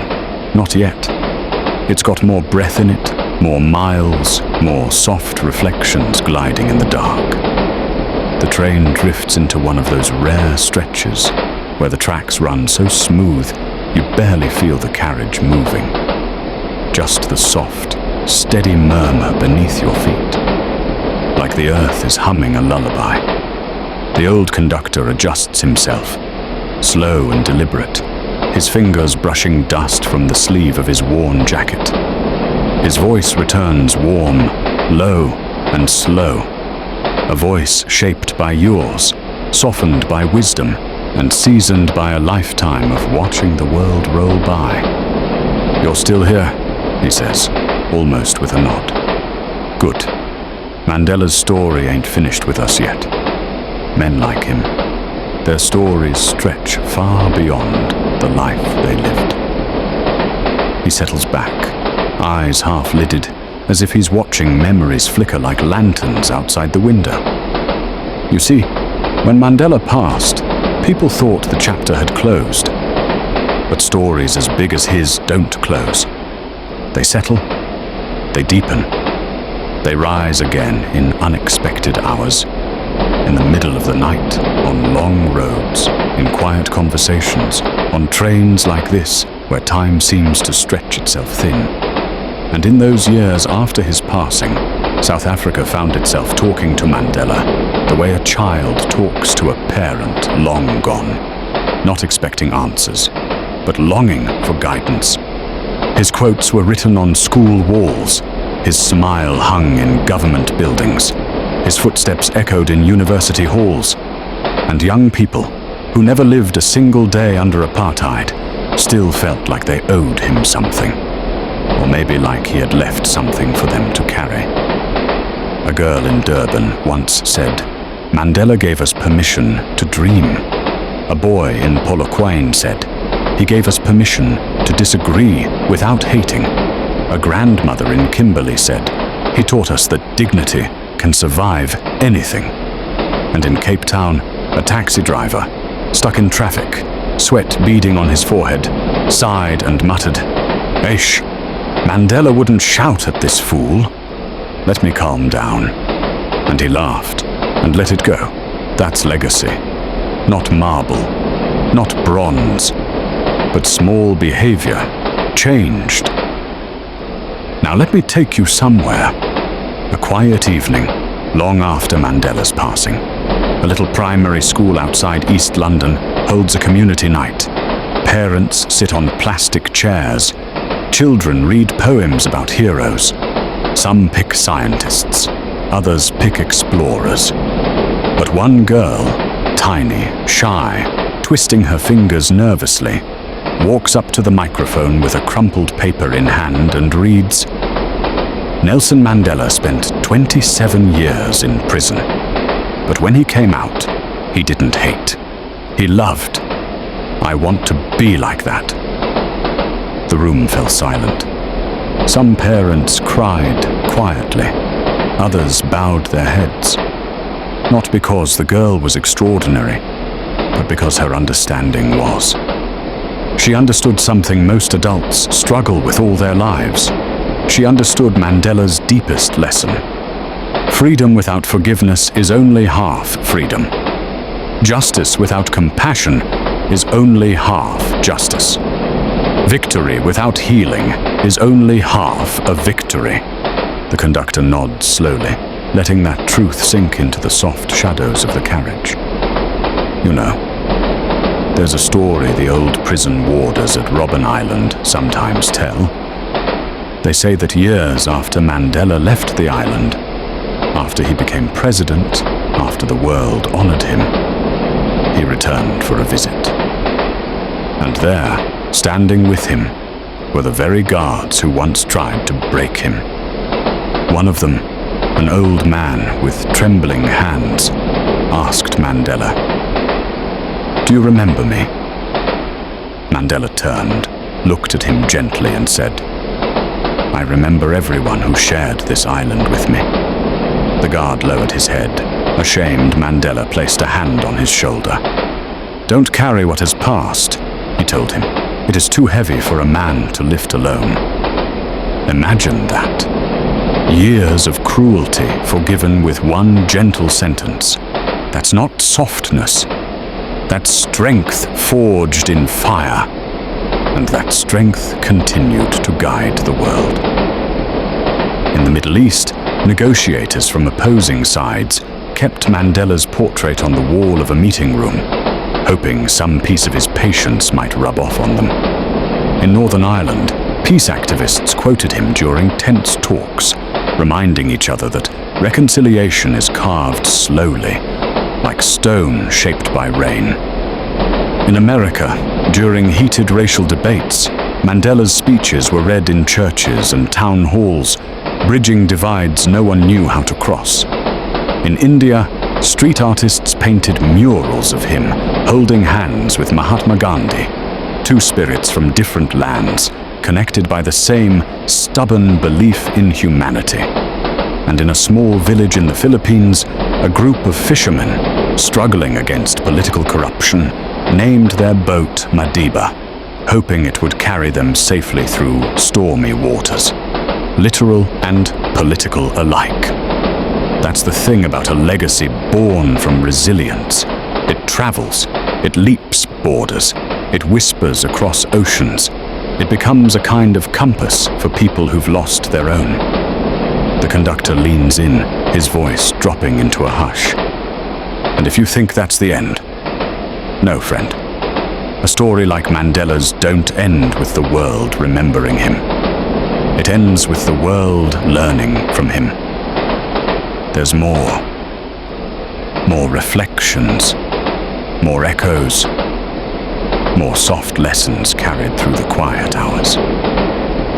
The conductor lets out a quiet sigh, not of exhaustion, but of settling deeper into the rhythm of the rails. The carriage sways, lantern light trembling gently across his weathered face as he leans in, elbows on his knees, voice dropping to a velvet hush. "Mum, all right then," he murmurs. "Let's keep riding this story a little further down the line." He pauses, as if listening to something outside. Maybe the wind brushing the windows. Maybe the faint echo of a life still whispering through time. Now, the strange thing about Mandela's legacy, the part most folks don't talk about, is how it became woven into everyday life in ways so subtle you'd almost miss them if you weren't paying attention. Take the city of Johannesburg after his passing. Life there doesn't stop. People hustle, rush, argue, dream, survive. Taxis honk, buses hiss, vendors shout greetings in Zulu, Xhosa, Sotho, English. The city vibrates with a kind of electric chaos. But every so often, in a corner of a street market, you'd hear someone say, "Aye, man, be calm, be like Mandela." Maybe they said it jokingly, maybe they said it seriously. Didn't matter. What mattered was that everyone understood exactly what it meant. Calm, steady, patient, firm, dignified. A whole dictionary of virtues packed into one name. In Soweto on a hot afternoon, two shopkeepers got into a heated argument, voices rising, words sharp like stones thrown back and forth. People gathered, as people do. And then an old man sitting on an overturned crate simply said, "Abo, would Madiba shout like this?" The crowd went quiet. The argument fizzled. The two men stepped back, breathing hard, embarrassed. Then they shook hands. Not because they suddenly agreed, but because Mandela's name shifted the air. That's how influence works when it's rooted in integrity. It doesn't force, it invites. And you see this in places far from South Africa too. In a Paris cafe, a young writer once scribbled in her notebook, "He taught me that gentleness is a form of power." She'd never been to Africa, never endured anything close to what Mandela survived. But his life cracked something open in her, made her believe she could write stories that mattered. In Canada, a police officer hung a photograph of Mandela above his desk, not for politics, but to remind himself to treat people with the dignity they deserved, even on his hardest days. In a tiny village in Jordan, school children rehearsing for a play acted out the moment Mandela left prison. A boy raising his fist, the others cheering. They didn't know all the history. They didn't know the complexities. They just knew he represented hope. Hope, my friend. That's a powerful thing. And hope travels light. It crosses borders without a passport. Now the conductor shifts again, the wooden bench creaking under him, and he speaks like a man stepping gently into a deeper memory. There's another story, one almost lost to time. Years after Mandela left office, he visited a small, struggling township school. The building was old, paint peeling, desks cracked. The principal apologized for the conditions, shame thick in his voice. Mandela looked around slowly, and instead of disappointment, his face softened with something like recognition. He said, "This is where greatness begins, not with comfort, but with desire. You have everything you need. Curious minds, brave teachers, hungry spirits. The rest will come." And you know, that school did grow. New buildings, a library, sports fields, scholarships, programs. Not right away, but slowly, steadily. Because one man looked at their poverty and saw potential instead. That's the Mandela effect people don't talk about. The way he taught others to look at hardship without flinching and without surrendering. The train glides on, wheels humming like a lullaby sung by steel and earth. You know, some folks like to paint Mandela as a saint, but the conductor's voice softens, almost conspiratorial. He wasn't a saint, and thank goodness for that. If he were perfect, he'd be unreachable. But he was human, stubborn, proud at times, impatient at others, fiercely determined, sometimes too trusting, sometimes too forgiving. A man who made mistakes, admitted them, learned from them. And that humanity, that beautiful imperfection, is what lets ordinary people feel like they can follow his example. Because he didn't float through life untouched. He walked through mud, through fire, through darkness, and he came out still believing in the light. There's a story an old comrade once told. Mandela was giving a talk to students late in his life. When a boy asked him, "How did you become so brave?" Mandela chuckled, shook his head and said, "I was never brave alone. Courage is made of the people who stand beside you." That's the lesson hidden beneath all the grand chapters. That strength comes from community, from shared struggle, from leaning on each other during storms. Outside, the moon dips lower, whispers through the branches of passing trees. The train keeps its slow, steady march through the night. The conductor folds his hands, voice fading into a warm, velvety hush. Mandela walked a long road, but he never walked it alone. And that's how his story keeps stretching across time, through the millions who walk with him now. He shifts, looks at you gently. The old conductor inhales slowly, the kind of breath that seems to pull the walls in a little closer, as if the whole carriage is leaning forward to listen. Outside, the night deepens into a soft, endless velvet. The lights flicker once, settle, and his voice returns, low, gentle, carved from years and memory.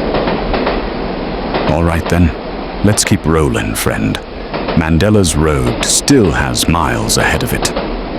He shifts his weight, the seat creaking beneath him, and stares out into the blur of the passing darkness.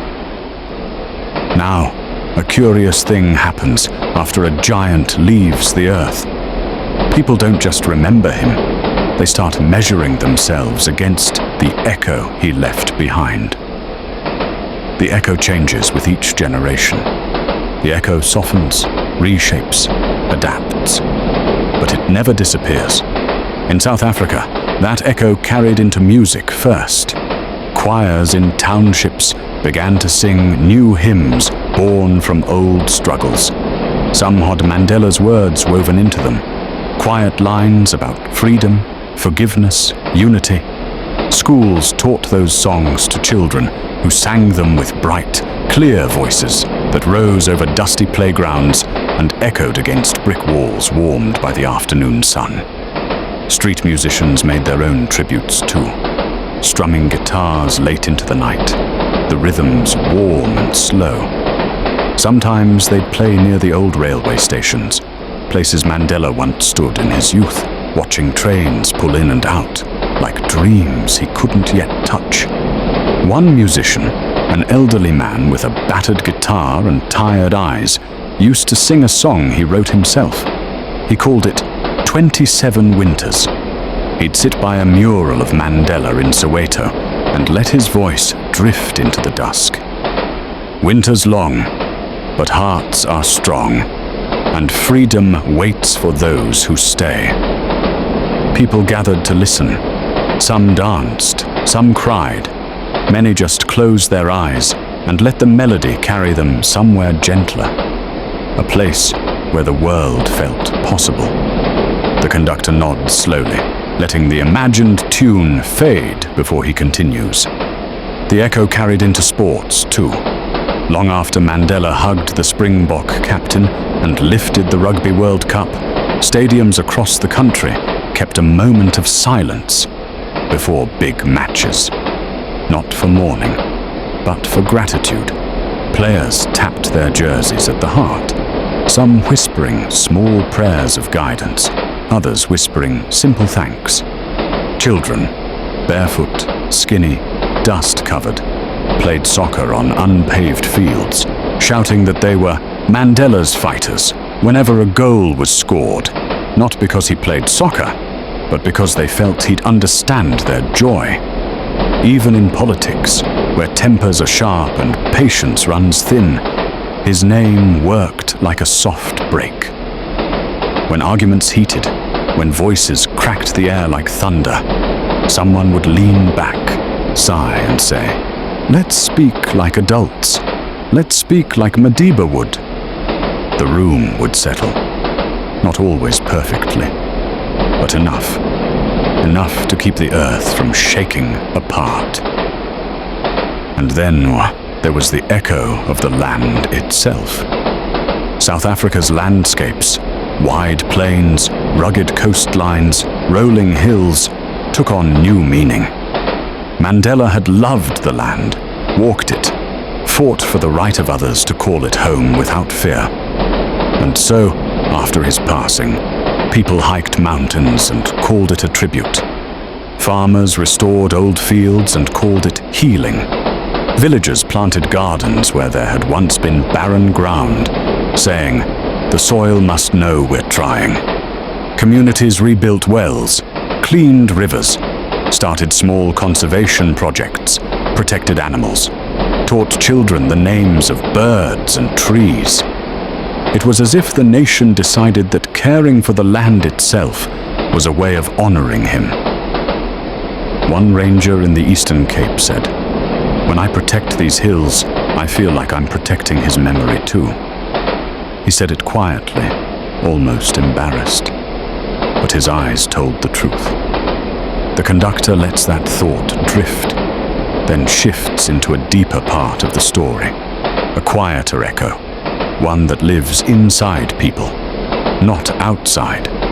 Now, in the years after Mandela was gone, a strange kind of loneliness swept the country.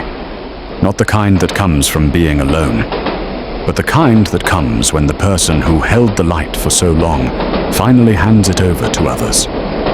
Families sat around tables, sipping tea, talking about the future. Some felt hopeful, some felt nervous, some felt both at once. One woman, a nurse, middle-aged, exhausted by life's demands, told her daughter one night, "Our generation lived through the storm. Mandela brought the sun. Now it's your generation that must keep the sky clear." Her daughter listened, didn't answer, but she carried the words like a folded letter inside her chest for years.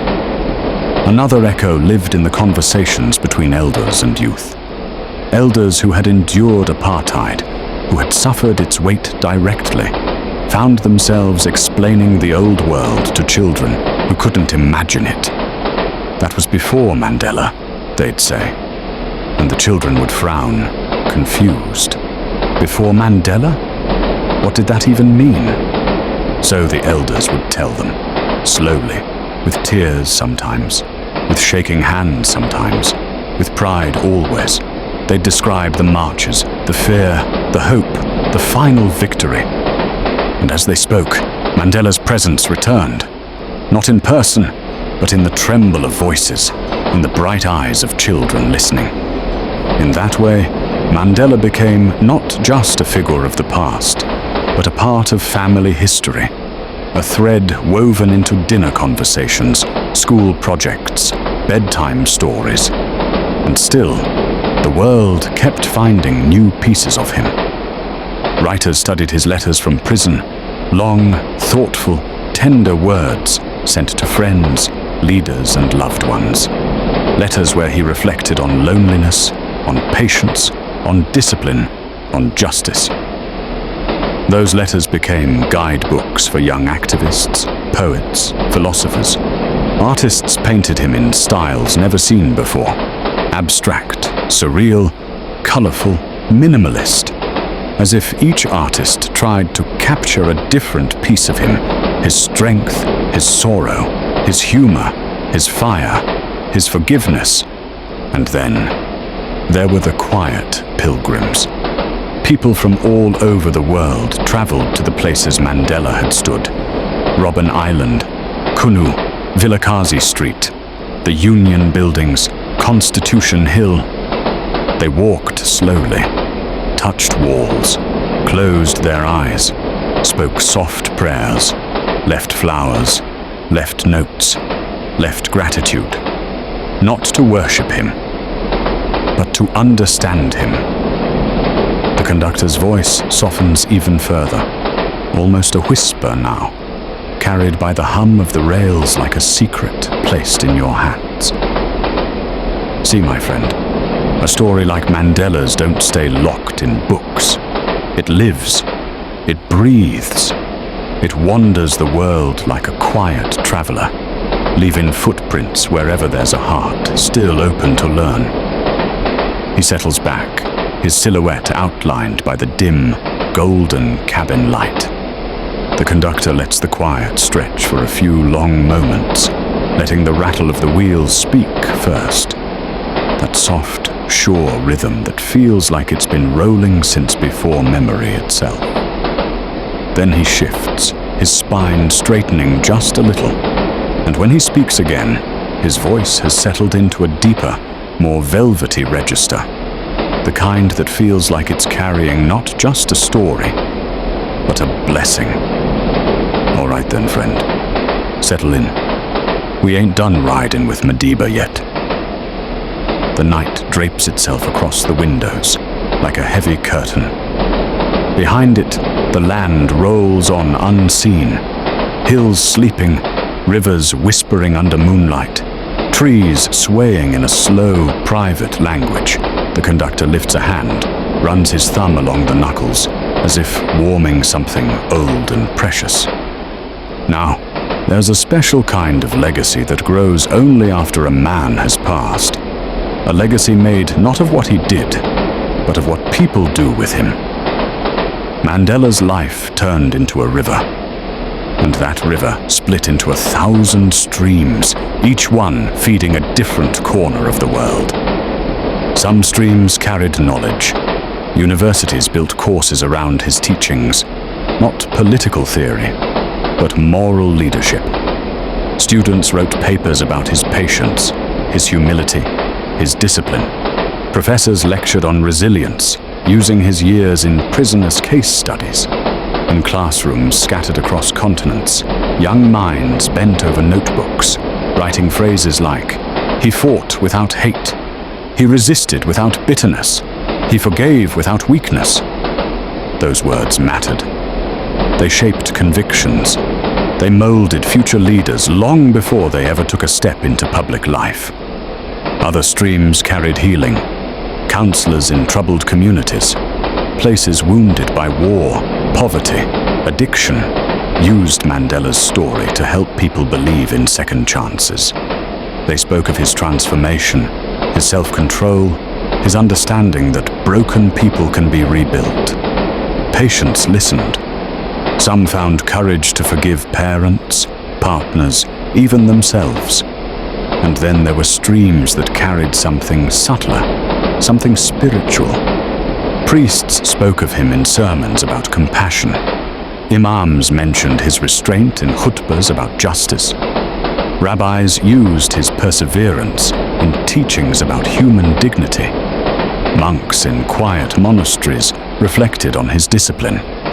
Mandela's life became a thread connecting different faiths, different struggles, different truths.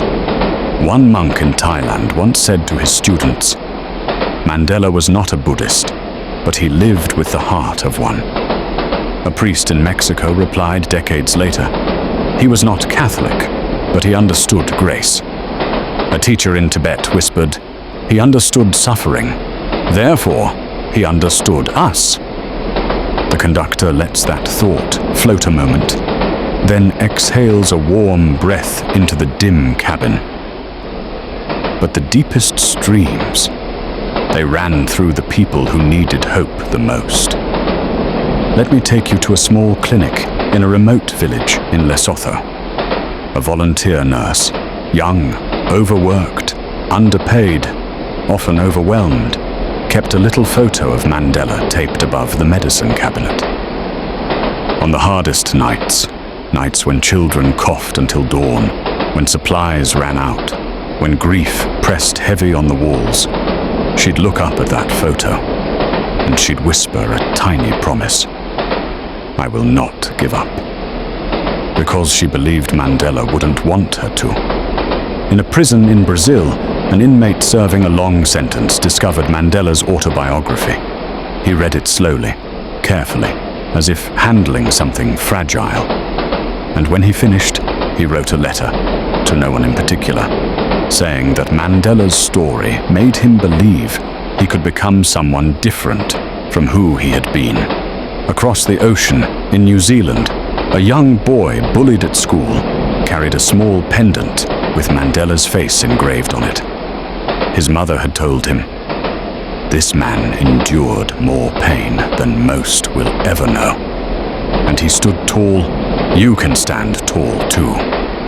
The boy believed her, and he did. That's the thing about legacies built on courage. They don't fade. They multiply. But as Mandela's influence grew across the world, something quieter unfolded at home. Something fragile, tender, and complicated. South Africa was changing, growing, hurting, healing, struggling, transforming, arguing, learning, trying again. Some people missed Mandela's leadership so deeply it felt like a physical ache. Others wanted to move forward, build their own way. Younger generations, who never lived through apartheid, began asking new questions. Questions Mandela himself had predicted would come one day. What kind of future do we want? How do we fix what's still broken? What do we owe the past? And what belongs to tomorrow? The conductor lets the train's hum fill the silence, as if giving space for those questions to echo. It wasn't always smooth, it wasn't always peaceful, but it was honest. And honesty, Mandela believed, was the only soil in which real freedom could grow. In the middle of those national conversations, sometimes hopeful, sometimes painful, Mandela's story remained a compass. Not because it offered easy answers, but because it taught people how to walk forward, even when the path was uncertain. A young politician once said, "Madiba didn't give us a map. He gave us a direction." A poet responded, "He didn't give us certainty. He gave us courage." An elder murmured, "He didn't give us perfection. He gave us permission to try." And that was enough. More than enough. The conductor breathes out slowly, as if releasing a little of the weight of that truth. Now, let me take you deeper to the quieter side of Mandela's legacy. The side that lives behind closed doors in the soft spaces of the heart. Imagine a young man sitting alone in a tiny kitchen in Durban, late at night, kettle boiling, the house silent. He's holding a letter from his father, a man he hasn't spoken to in years after a painful betrayal. The young man reads the letter 3 times, his chest tight, his throat burning, his pride a solid stone. Then he remembers Mandela's words. Resentment is like drinking poison and hoping it will kill your enemy. And so, after years of silence, he picks up the phone. Forgiveness doesn't come easy, but it begins. Or imagine a woman in Cape Town, standing at her window during a heavy storm, thinking about her marriage falling apart. Her mother's words echo. Madiba never walked away from hard conversations.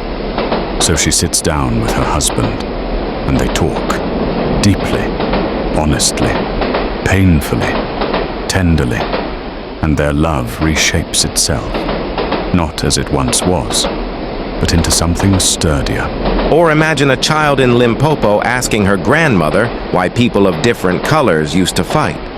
The grandmother, tired but patient, tells her about Mandela, not the politics, but the heart of the man. The child listens, wide-eyed. Then she says softly, "I won't fight." And the grandmother feels hope bloom again, small but strong. You see, Mandela's story ain't just about him. It's about the world learning to breathe a little gentler. It's about hearts growing when they could have hardened. It's about people remembering they can choose light even in the dark. He lets the wheels speak again, the soft, steady lullaby of steel on steel. The train hums deeper into the night now, that long, low song that only old tracks can sing. The conductor's eyes soften, as if he's watching something far off, not with his eyes, but with memory. He adjusts his cap, leans forward, and his voice comes out slow, warm, and steady as a heartbeat. "All right then, friend. Let's ride a little farther. Mandela's story still has a few long, gentle miles left in it." He rubs his hands together, as though warming up a memory, then lets the words roll out like smoke drifting through a lamp-lit station. You see, no matter how widely Mandela's name traveled, no matter how many flags flew at half-mast for him, no matter how many statues rose or schools were renamed, the truest part of his legacy settled in places most people never look, in the private, unrecorded moments of ordinary life. Like the small home in Port Elizabeth, where a mother tucked her son into bed and whispered, "You must be bold, my child. Bold like Madiba." And the child, barely 6 years old, whispered back, "I will try." And in that whisper, a seed was planted. Or the quiet kitchen in Bloemfontein, where two brothers who'd argued for years finally sat down at the same table. They didn't resolve everything, not that night, but they shared a meal. And afterward, one brother said softly, "If Mandela can forgive, so can we." It wasn't perfect, but it was a start. And in this world, starts matter. Now, people talk a lot about Mandela's courage, his patience, his leadership, but they sometimes forget a quality he carried that may have been the rarest of all: joy. Even in hardship, he had joy. Even in prison, he laughed with his comrades. Even in the hardest negotiations, he cracked soft jokes. He believed, truly believed, that joy was a form of resistance, a way of refusing to let oppression steal the light from one's soul. After he passed, bits of that joy lived on in the simplest corners of South Africa. Children running barefoot through dusty streets, laughing like the world belonged to them. Old friends playing dominoes in the afternoon heat, street dancers spinning under neon lights after long work days.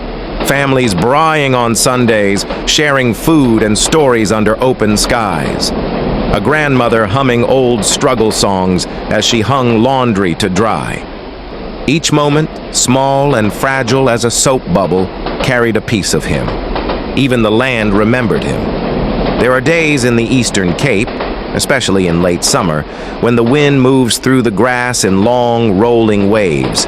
And folks who live there say that if you close your eyes and listen, you can almost hear the whisper of a man who walked those hills as a child, returned to them as an elder, and rests beneath them forever. The conductor lowers his voice. But Mandela's journey didn't just echo in the land. It echoed in the decisions people made. Let me tell you a quiet story, one most people never heard. There was a police officer in Durban years after apartheid. A good man, but worn down. He'd seen too much. Crime, poverty, anger, desperation. He felt himself turning hard, cold around the edges. One day, during a particularly rough shift, he found himself face to face with a teenager who'd made a desperate mistake. The officer wanted to punish him harshly, teach him a lesson, but something, he never knew what, made him pause. He remembered the stories of how Mandela treated even those who wronged him, and so he changed the boy's life instead of ending it. That boy grew up to be a paramedic, He saved dozens of lives. And he once said in an interview, "A stranger believed in me because Mandela taught him to." That's how legacy works. It moves quietly through unseen corridors. It nudges hearts, redirects fates, and Mandela's lessons kept growing.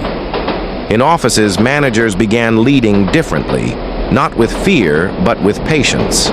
In classrooms, students debated solutions instead of blaming each other. In homes, people argued with a little more softness, a little more listening. Even in prisons, the very places Mandela himself suffered, inmates started reading, writing, shaping themselves with hope instead of resentment. One prison librarian said, "The men stopped asking for fight stories. They started asking for Mandela's speeches." The conductor lets out a soft chuckle at that, a warm old laugh from somewhere deep in the ribs. "He could have hardened the world," he says quietly. Instead, he softened it. Now, not all of Mandela's legacy was easy. Great legacies never are. Some people struggled to forgive, and that's human. Some felt left behind, and that's real. Some felt impatient for the change he promised, and that's understandable. Mandela never claimed the journey would end with him. He only promised it would begin. And generations took that seriously. Some became doctors because he believed in serving humanity. Some became lawyers because he believed in justice. Some became teachers because he believed in knowledge. Some became activists because he believed in standing for truth. Some became parents determined to raise gentle, brave children. A whole world of ripples born from one life, one voice, one heart, one man walking steadily through impossible storms. The conductor glances at you, eyes warm under the brim of his hat. And we still isn't done, friend. There are still more quiet echoes, more lessons, more long night reflections in this story. He settles deeper into his seat, voice dropping to a slow, soothing rumble. The train rolls on, slow and steady. The kind of steady that settles into your bones if you let it. The night outside is deep now, not empty, but full of memory, full of echoes, full of quiet truths that only come out when the world has gone still. The conductor leans forward, elbows on his knees, and when he speaks again, his voice is almost a whisper, warm, rough, steady as old timber. All right, friend, let's keep riding this long road. Mandela's story's still stretching out ahead of us like track laid across a sleeping world. He clears his throat softly, not to break the moment, but to sink deeper into it. You know, when a person becomes a symbol, the symbol can sometimes grow taller than the human being ever was. And that happened with Mandela, sure enough. But what folks forget, what gets lost in the noise, is that Mandela never wanted to be placed on a pedestal. He wanted to be useful. That was all useful to the cause, useful to the people, useful to the future. And that humility, it had a strange way of shaping the world after he was gone. In the years following his passing, South Africa kept growing, stumbling, trying, shifting, like a young tree learning how to hold itself upright in changing winds. Some years were hard, some years were hopeful, but through all of it, Mandela's name drifted through the country like the scent of rain. Sometimes faint, sometimes strong, always familiar. Let me show you what I mean. Imagine a young father in Pretoria, tired from work, frustrated by the pressure of city life. One day he sees his little daughter playing with friends from every background you can imagine, laughing, sharing snacks, not a thought of difference in their heads. And he thinks, Madiba would have smiled at this. Just like that, something in him softens. Or picture a teacher in Limpopo. Her school is small, supplies scarce, her students restless after a week of tough tests. She stands at the front of the room, looks at those young faces, and remembers Mandela once saying, "Education is the most powerful weapon you can use to change the world." So she teaches with a little more patience that day, a little more faith, Then there's the woman in Durban, a small business owner struggling to make ends meet. At the end of a long week, she sits in her empty shop, exhausted, worried. On her wall hangs a framed quote from Mandela. "It always seems impossible until it is done." She reads it 3 times, locks her shop, returns the next morning and keeps going. That's Mandela's quiet magic, the way his words linger in people's ribs long after he's gone. But let's go deeper. Deeper into the quieter, more personal side of his legacy. The side carried by those who actually walked with him, who felt the warmth of his presence, who heard his laughter up close. They say Mandela had a way of looking at you, a way that made you feel like you were the only person in the room. He listened fully, even if the world was on fire outside the door. People who met him in passing would say, "He asked me my name," and then he remembered it. Simple, but powerful. After his death, those who had known him, guards, friends, activists, neighbors, shared stories like seeds scattered on the wind. A former guard said Mandela thanked him every morning, even when the guard was cruel the day before. A housekeeper recalled how he insisted on helping carry his own plates after meals.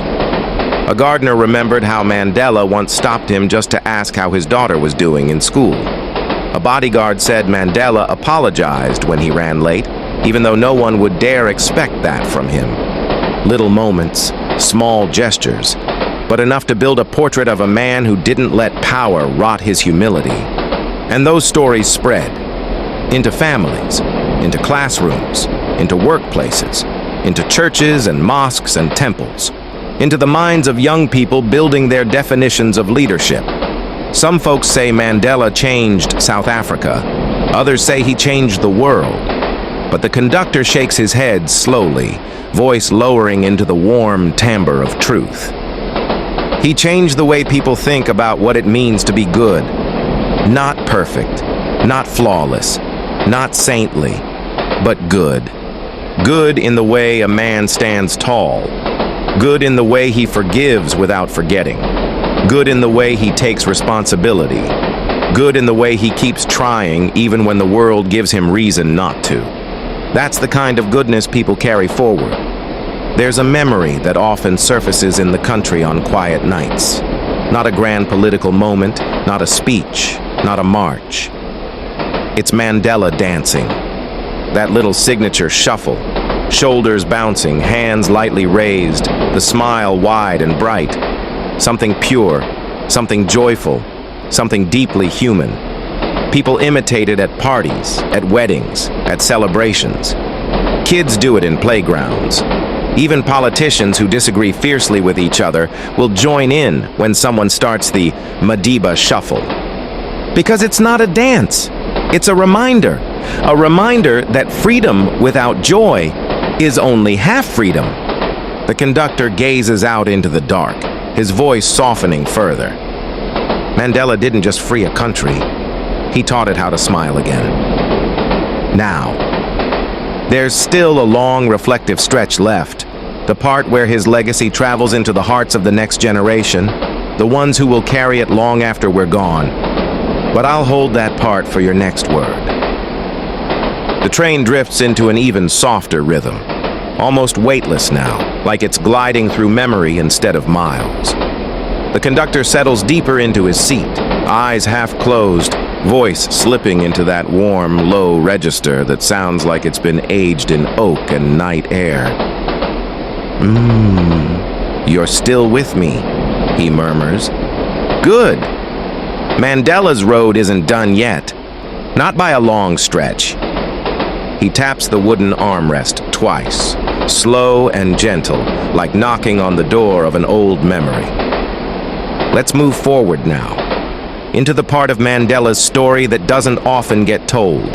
Not the years he lived, but the years that lived because of him. See, the true measure of a person isn't found in the headlines or the speeches or the grand events. It's found in the way the world behaves once they're gone. And after Mandela left this earth, his lessons didn't fade.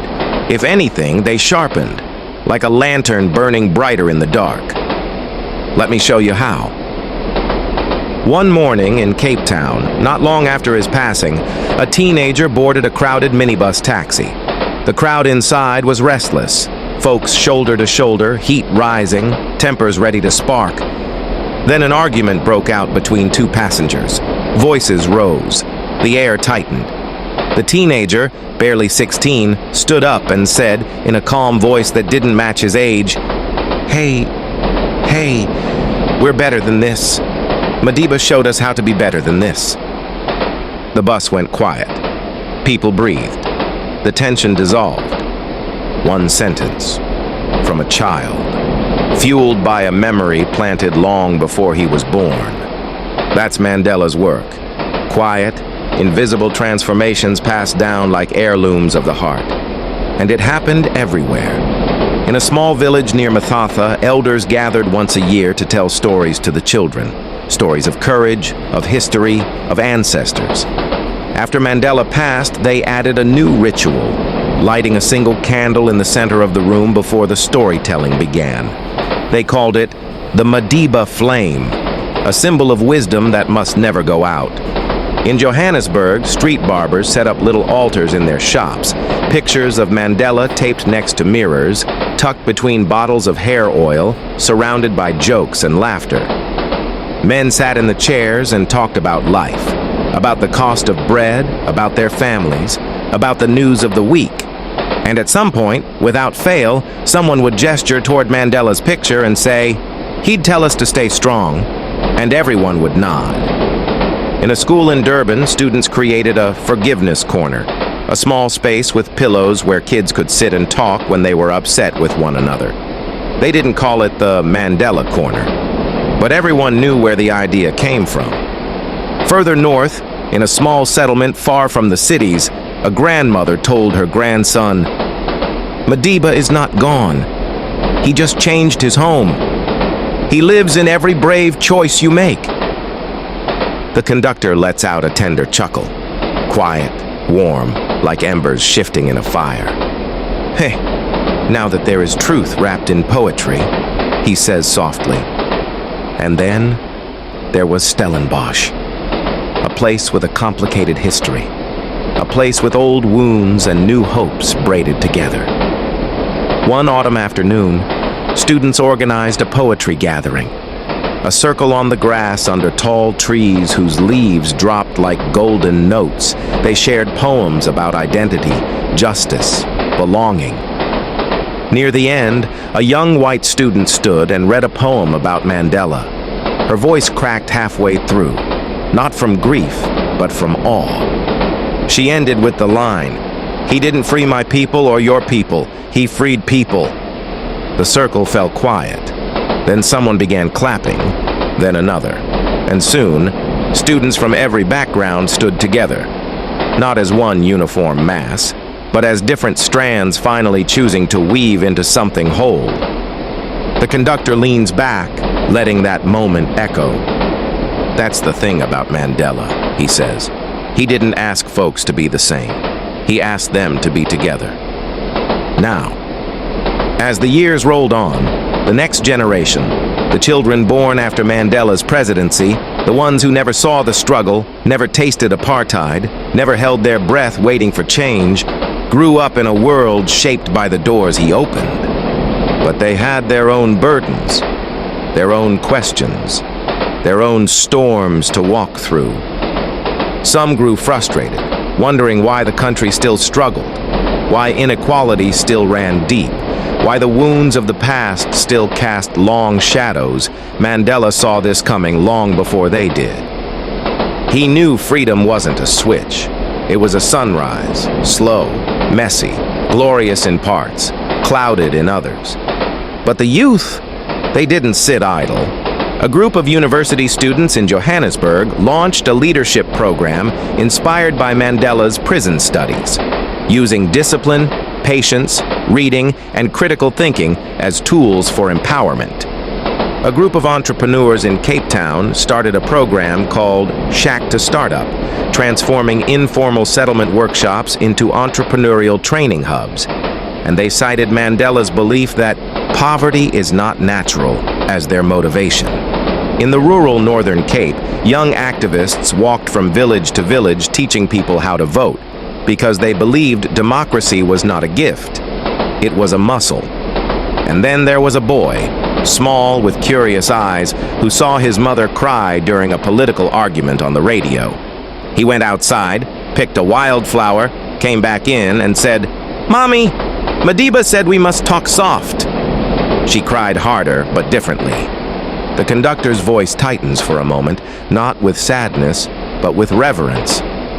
You see, the man planted seeds in the soil of people's souls, and seeds don't stop growing just 'cause the gardener's gone. Now, let me take you somewhere quiet. A library. Not a famous one. A small one. Dusty shelves. Loose tiles. A sunbeam falling across worn wooden tables. A little girl sits alone at one of those tables, reading a children's book version of Mandela's story. She moves her lips silently as she reads, her finger tracing each word. When she finishes, she closes the book slowly, very slowly, like she's holding something sacred.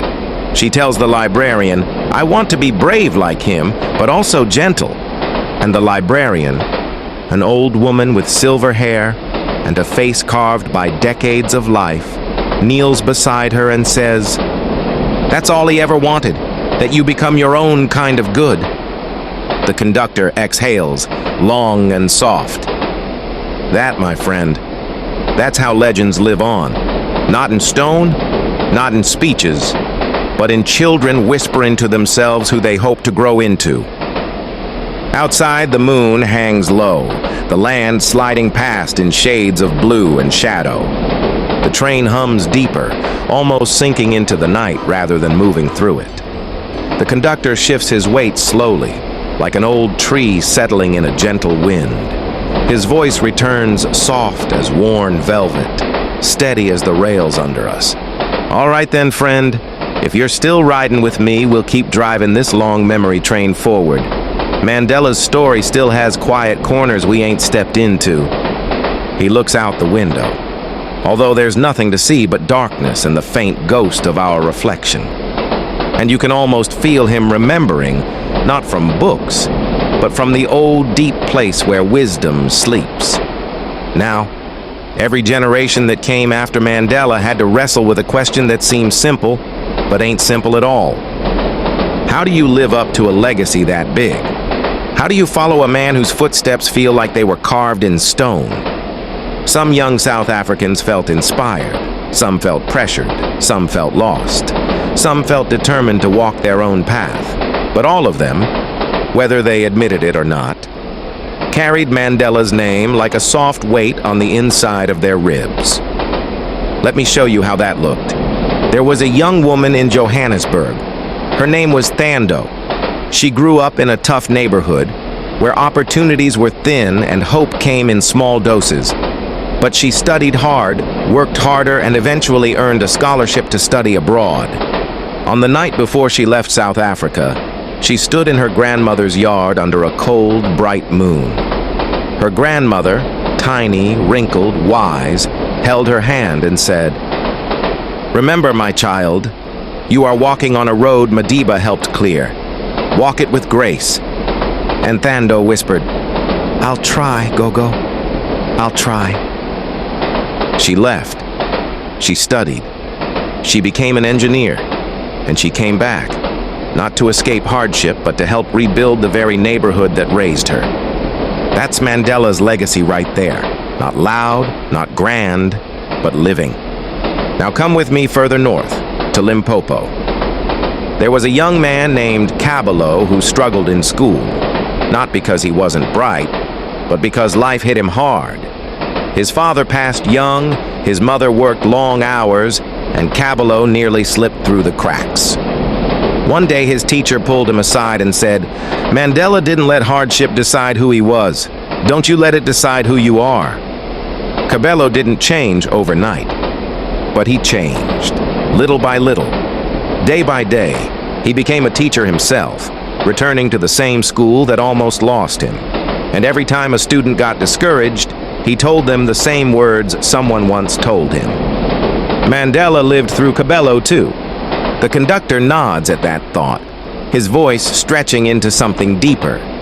But not all moments were big like that. Some were tiny, the size of a heartbeat, but no less powerful. There was a taxi rank in Durban, where hundreds of people passed each morning, tired, grumpy, stressed. One morning, a driver started playing a recording of Mandela's speeches through the loudspeakers. At first, people rolled their eyes. Then they listened. And by the third day, when the voice of Mandela said, "It is in your hands," the whole taxi rank fell quiet for a moment. On the fourth day, someone shouted, "Madiba says we must behave, Bafetu," and laughter rippled through the crowd. Even in chaos, his voice made people breathe again. But let's drift into something more subtle now. The kind of legacy that slips into culture, not through politics, but through stories, habits, the small rituals of daily life. You see, after Mandela passed, South Africans began creating new traditions to fill the space he left behind. Families lit candles on his birthday, communities cleaned parks on Mandela Day, children wrote essays each year about how they helped someone, people donated shoes, clothes, food, time, not because they had plenty, but because giving itself became an act of honor. And then there were the storytellers, elders sitting under trees in townships, grandfathers sipping tea at kitchen tables, grandmothers braiding their granddaughters' hair, uncles telling stories during long summer evenings, aunties speaking softly to children restless with curiosity. They passed the story along, not polished, not perfect, but alive. Sometimes the story was about Mandela's courage, sometimes about his mistakes, sometimes about his laugh, sometimes about his patience. One elder told his grandson, "Madiba wasn't strong because he never fell. He was strong because he kept getting up, gentle every time." That grandson carried those words into adulthood. The conductor draws a slow breath, voice lowering even more, taking on the hypnotic cadence of an old prayer.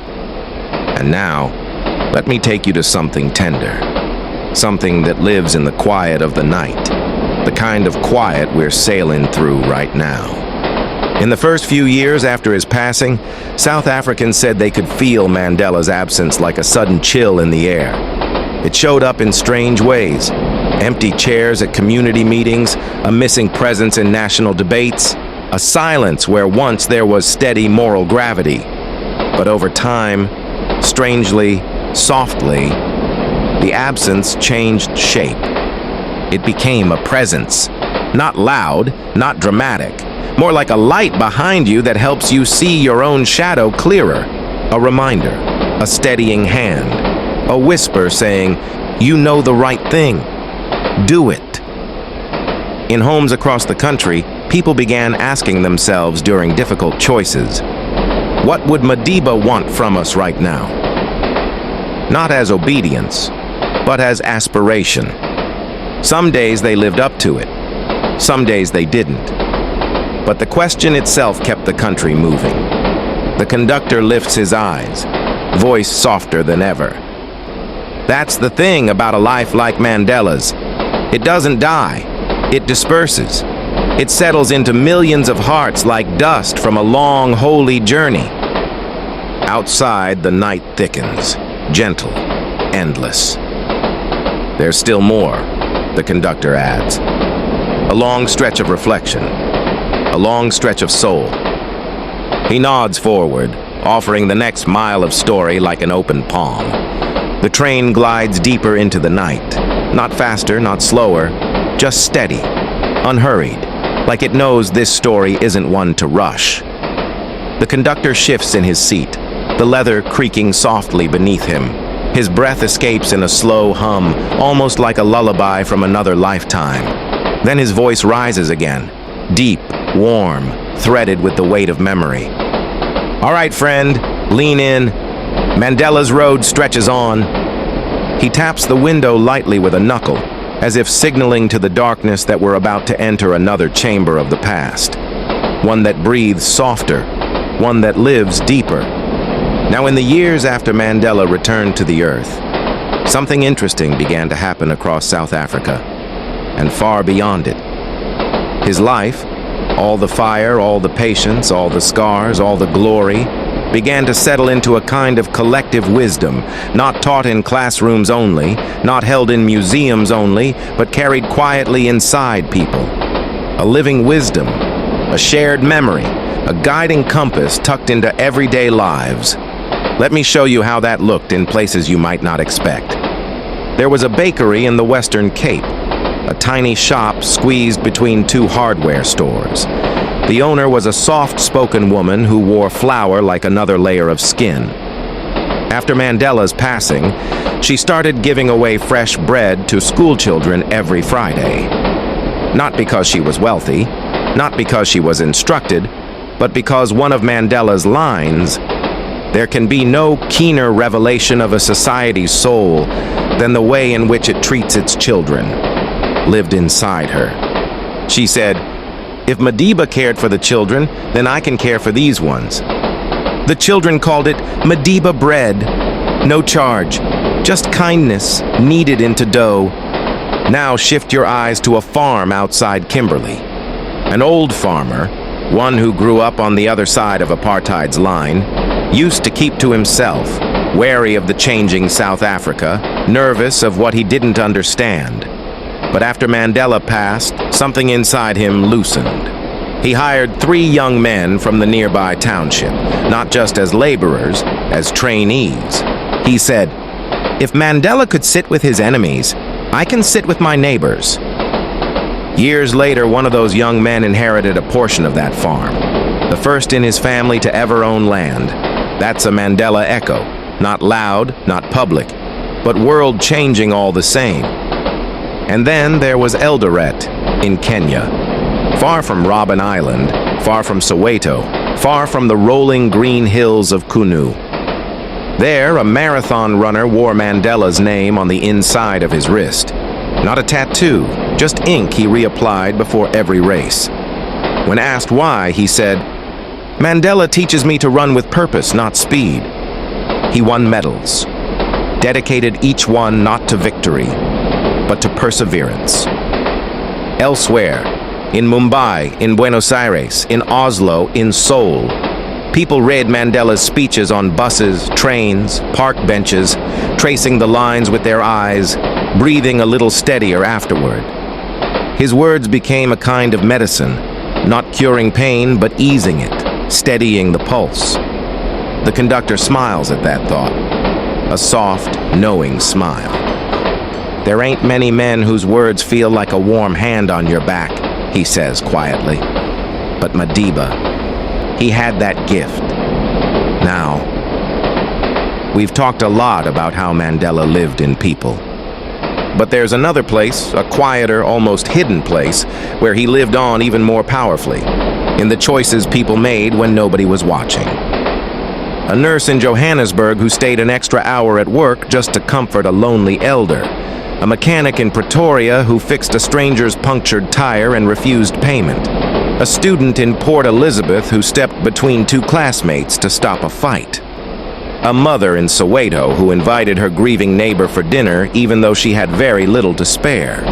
And when asked why, they didn't say, "Mandela told me to." They said things like, "It's just right. It's what we do now. It's the country we want. It's the future he dreamed of." That's when a legacy becomes more than a story. That's when it becomes a pattern woven into the moral fabric of a people. The conductor takes a slow breath. His voice dips even lower, almost a murmur now, the kind that makes the night lean in to listen. But here's the part most folks never see, the part that only reveals itself in silence. After Mandela passed, many South Africans found themselves talking to him, not out loud, but in the quiet spaces of the heart. When they had a hard choice, when they felt afraid, when they felt proud, when they made mistakes, when they tried again, they'd think, "Madiba, would you be proud of me? Madiba, what would you want us to do next?" And though the answers never came in words, something subtle always rose up. A steadiness, a gentleness, a clearing of the fog. It wasn't magic, it wasn't superstition, it was memory, legacy, love, all wrapped together. Now the train lights dim a little, flickering softly like fireflies caught in an old lantern. "You know, friend," the conductor says, voice deepening into a soulful whisper, "the measure of a man isn't in the years he lived, but in the years that live because of him." Mandela left behind generations of years that will keep unfolding far beyond our own. Shaped by kindness, strengthened by courage, softened by forgiveness, fueled by hope, a long, unwinding river of humanity, flowing forward, fed by the spring of one man's spirit. He leans back, shoulders sinking into the worn seat. There's still more ahead, more reflections, more echoes, more of that long, deep wisdom that beats under this story's skin. His voice softens into a gentle invitation. The train slips into a deeper hush now, that late-night quiet where even the rails seem to soften their voice. The conductor takes a long breath, slow enough that you can hear the air rolling through his chest like wind through an old canyon.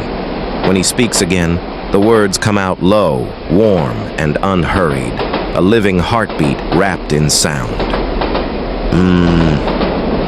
All right, friend. If you're still here in this deep part of the night, then let's keep walking with Madiba a little further. He shifts slightly, and the glow from the lantern pools over his dark hands, revealing lines carved by years. The lines of someone who's watched many lives unfold and has learned the value of telling a story slowly. Now listen, we've wandered through the way Mandela lived in the world, but there's a piece of this journey we haven't touched yet. Something tender, something inward, something that belongs not to nations but to souls. You see, after Mandela left this earth, people didn't just carry his ideas, they carried his questions. And those questions shaped the quiet hours of a whole generation. Questions like, how do I stand with dignity when life tries to bend me? How do I forgive when the wound is still fresh? How do I lead without hardening my heart? How do I stay gentle in a world that rewards cruelty? How do I keep walking toward a future I might never see? Those questions live deep, in kitchens, in buses, in bedrooms, in boardrooms, in corner stores, in lonely hearts. Let me take you to a moment few people ever noticed. A young mother in Soweto was doing laundry in a plastic basin outside her small house. She'd had a hard week. Too many bills, too many worries, too much ache. As she scrubbed her son's school shirt, she whispered, "Madiba, I'm trying. I really am." Not a prayer, not a plea. Just a conversation with the air, with a man who had become woven into the country's emotional weather. And you know what? The next morning, she woke up and tried again. And the next, and the next. That's the quiet miracle of Mandela's legacy. He gave ordinary people permission to keep trying. Now drift with me to a different scene. A businessman in Sandton, wealthy, powerful, polished, stood at his office window one night after a long meeting. He'd made a profit that day, but he'd also made a choice he wasn't proud of. He stared out over the city lights, sighed, and murmured, "What would Mandela tell me if he were here? That I can do better? Yes, always better." The next day, he changed the decision. No cameras, no applause, just conscience, the kind Mandela believed in. And then look at a little boy in KwaZulu-Natal, no older than 10, who stood in a crowded taxi queue with his mother. When an old man limped into line, the boy tugged his mother's sleeve and said, "Mama, Madiba says we help the old people first." His mother smiled, heartwarming. "Yebo," she said, "we help first. Always." That boy grew into a man who held doors open, who helped strangers, who lived with a softness the world couldn't squeeze out of him. Now step with me beyond South Africa's borders. In Japan, a monk meditated with Mandela's autobiography beside him, saying it helped him understand endurance. In Norway, a teacher ended every class by saying, "Be brave, be kind, Mandela kind." In Brazil, a mother told her children that Mandela proved giants can come from villages. In Canada, a refugee family kept a picture of Mandela taped above their dining table, reminding them that new beginnings are possible. You see what's happening here? The conductor smiles softly, eyes shining like dim embers behind an old wood stove. That's a ripple, a big life dropping into the world like a stone. And the ripples touching shores the stone never saw. But even ripples need tending, and that's where the next generation stepped in. Not to repeat Mandela, but to expand him. Students protested for equality, citing his belief in justice. Communities fought corruption, quoting his speeches on integrity. Children stood up to bullies, invoking his courage. Young leaders advocated for climate action, saying, "Madiba protected people. Now we protect the planet." His legacy didn't freeze in time. It grew legs. It grew lungs. It grew wings. And as South Africa continued to wrestle with its own shadows, economic hardship, political storms, inequality, frustration, hope, Mandela's spirit didn't vanish from the conversation. Instead, it became a mirror, a reflection people held up to themselves and asked, "Are we living up to the promise? Are we walking toward the country he dreamed? Are we doing the work he began?" It wasn't always a comfortable mirror, but it was an honest one. And Mandela believed honesty was the first seed of freedom. But the most delicate part of Mandela's story, the one folks rarely talk about, is how he taught people to sit with their own pain. Not to drown in it, not to hide from it, to sit, to breathe, to grow. People who felt abandoned found solace in his endurance. People who felt angry learned calm from his restraint. People who felt hopeless drew strength from his patience. People who felt broken found courage in the way he pieced himself together after 27 years. In a world where people chase shortcuts, Mandela taught the beauty of a long road. "There's still more ahead," he says, voice low. More of the long arc of his legacy. More of the quiet wisdom his life left behind. He lifts his chin slightly. The train dips into a deeper calm, that rare kind of stillness that only arrives in the late hours, when the world has exhaled and every sound feels like it's wrapped in velvet. The conductor shifts just enough to ease a stiff shoulder, the leather of his seat sighing beneath him. He glances your way, slow, warm. And then his voice rolls out again, low and steady as a river moving through moonlight. Still riding, are you? Good. Mandela's story's a long road and you've got the patience for it. Let's keep going. He taps 2 fingers against his knee, a soft rhythm like the heartbeat of an old engine, and settles into the next stretch of memory.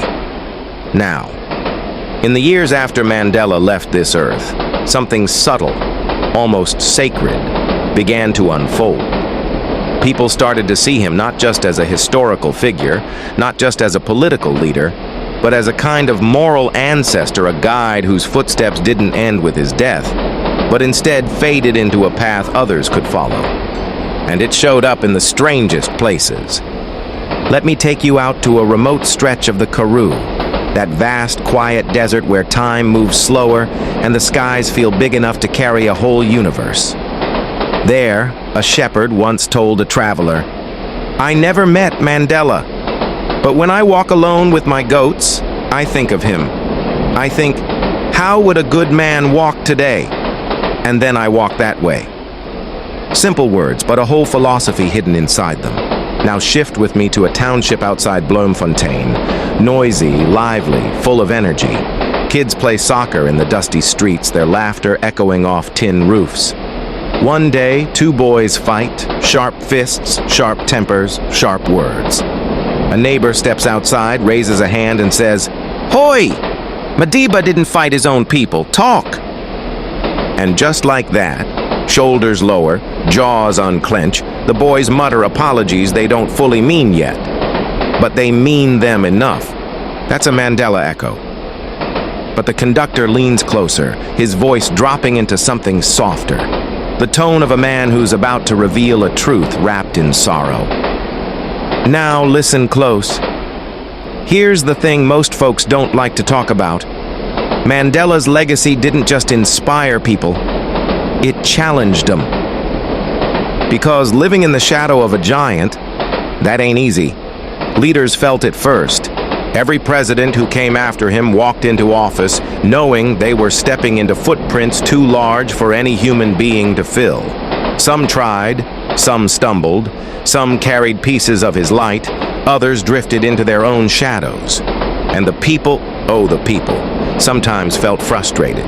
They'd say, "Where's another Mandela? Why don't we have leaders like him? Who will guide us now?" The conductor nods slowly. "It's hard," he says softly. "Hard to lose someone who feels like the soul of your nation." But even in that frustration, Mandela's teachings found another home, in the willingness of ordinary people to lead themselves. Community leaders rose, not from palaces, but from classrooms, from church pews, from factory floors, from village squares. A nurse in the Eastern Cape ran tutoring programs after her shifts. A shopkeeper in Alexandra organized food drives. A retired policeman in Polokwane mentored boys at risk of gang life. A university student in Cape Town launched a mental health support group. A grandmother in Mpumalanga started a tiny daycare in her living room to keep toddlers safe while their parents worked. When asked why they did it, many said, "Because we can't wait for another Mandela," or "He showed us we have to be the ones," or "We are his hands now." The conductor's voice softens, turning almost tender. That's the part of the story folks miss. Mandela didn't want copies of himself. He wanted people to grow into the strongest version of themselves. Now let me take you to a place where the weight of his legacy felt even heavier. The hearts of the youth. They were born into freedom. They didn't see the chains. They didn't feel the fear. They didn't whisper in the dark, wondering if change would ever come. They inherited a world Mandela helped build, but they also inherited its imperfections. And because young hearts run hot, they started asking the hard questions. Why is there still poverty? Why do some people still feel left out? Why hasn't everything changed? What do we do with a future that's still uneven? Some grew angry, some grew determined, some grew inspired, some grew disillusioned, but all of them, whether they knew it or not, were wrestling with Mandela's gift, the responsibility of freedom. Freedom gives you a choice, a voice, a direction, a burden, a chance. And the youth carried that chance forward in ways Mandela could not have predicted. They marched for education. They protested injustice.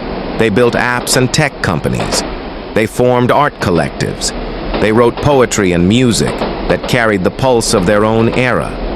And through it all, Mandela was there, not as a figure to imitate, but as a spirit reminding them. Walk forward, even when the road is rough, even when you disagree, even when you're afraid. The conductor leans back, voice fading into a near whisper, rich and calm as deep earth. You see, friend, Mandela didn't teach the world how to be perfect. He taught it how to keep going. Outside, a soft mist has begun to form, drifting past the windows like old memories moving through the dark. There's more ahead, the conductor murmurs. More of the long echo of his life. More of the tender truths that still ripple through the world he touched. He looks toward you, offering the next stretch of night. The train glides so gently now, it feels almost like we're suspended in the night rather than riding through it. The conductor shifts, the lantern glow catching the soft lines of his face. The kind of lines etched not by age alone, but by understanding. He lets out a quiet breath, warm and steady, and his voice slips back into the space between us like a soft blanket being pulled up over a sleeping child. All right then, friend. Let's keep walking with Madiba. The night's still wide, and his story's still got rivers to cross. He leans an elbow on the window frame, eyes drifting somewhere far beyond the darkness outside, as though he's watching memories travel across a horizon only he can see. Now, legacy is a strange thing. It changes shape as time moves on. It breathes, it stretches, it bends, it gets questioned, it gets reinterpreted, it gets reborn in new eras. And that's exactly what happened as the world drifted further from the years Mandela walked among us. Let me take you into those shifting sands. Years after his passing, a new generation, one not raised directly under his influence, began to look at his life with fresh eyes. Not worshipful eyes, not rebellious eyes, just honest eyes. Some praised him, some challenged him, some asked deeper questions about the choices he made. And this, my friend, this is important. Mandela never wanted to be preserved like a saint in glass. He wanted people to think, to test ideas, to ask hard questions, to grow beyond him. In fact, he once said, "A critical, independent mind is the greatest freedom of all." And so, the youth, the ones born into the new South Africa, took that invitation to heart. They didn't throw away his legacy, they didn't reject it, they examined it, turned it over in their hands like a stone found on the beach, smooth on some sides, rough on others, shaped by time and pressure. Some activists questioned whether he had been too forgiving. Others wondered if the transition had moved too fast. Some argued he compromised too much.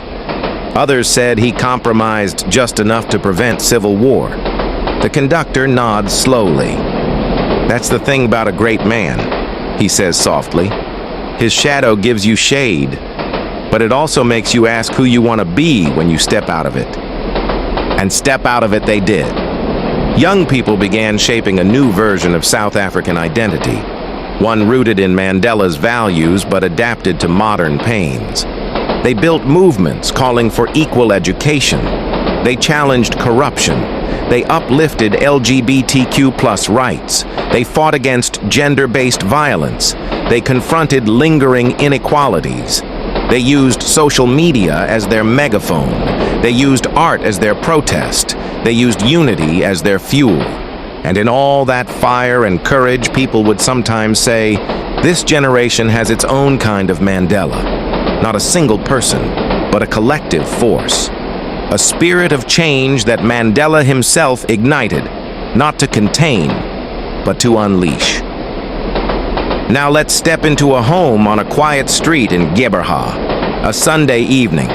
A family gathered over supper, 4 generations at the same table, from a great-grandmother who lived through the worst of apartheid to a toddler still learning to form sentences. After dinner, the conversation drifts toward politics, as it often does. Tensions rise, voices sharpen, until the great-grandmother, her back slightly bent, her hands trembling, raises one hand and says, "Listen, Mandela gave us the right to disagree, but he also showed us how to disagree with dignity." And the room softens. Not because she forced it, but because truth spoken gently tends to settle things. Now shift with me to a university campus. A group of students sit on the grass under tall trees, debating the future of their country. Some frustrated, some hopeful, some tired, some determined. They share stories of struggle, dreams of change, ideas for policies, fears about the future. At some point, one of them sighs and says, "Madiba ran his leg of the race. Now it's our turn." And the others nod, not in agreement to a plan, but in agreement to a responsibility. Madiba didn't leave them with a map. He left them with the compass inside their own chest. Now here's something quiet, something gentle, that happened in the years after his passing. People began to visit his grave not with sorrow, but with conversation. They'd sit on the hillside in Qunu, feeling the wind move over the grass. They'd talk to him, not asking for miracles, not begging for answers. They'd talk about their children, their dreams, their mistakes, their hopes for the nation, their anger at the world, their gratitude, their confusion. And when they left, they felt lighter. Because sometimes, speaking to the memory of someone who believed in humanity helps you believe in it again, too. The conductor looks toward the floor, nodding slowly as if remembering something from long ago. You know, I once heard someone say Mandela didn't just free a country, he freed people from giving up on each other. His voice deepens, thrumming like a warm chord. And that kind of freedom, the kind that lives in the heart, don't fade. It just keeps passing from one soul to the next. Now picture this. A little girl in Durban draws a picture at school. A man with a kind smile, a rainbow, a house with a big yellow sun. She writes at the bottom, "Love is stronger than anger, Mandela." The teacher asks her, "Where did you learn that?" And the girl answers, "My mom told me. She said he proved it." The conductor chuckles softly, a warm, chest-deep rumble. That's the real inheritance he left behind. Not money, not power, not monuments, but lessons whispered from parent to child, from elder to youth, from neighbor to neighbor. Outside, the darkness has softened. No longer heavy, more like velvet stretched over a sleeping land. There's still a longer stretch up ahead, the conductor says quietly. The part of the story where Mandela's legacy moves into the world's future tall mountains, long roads, new generations.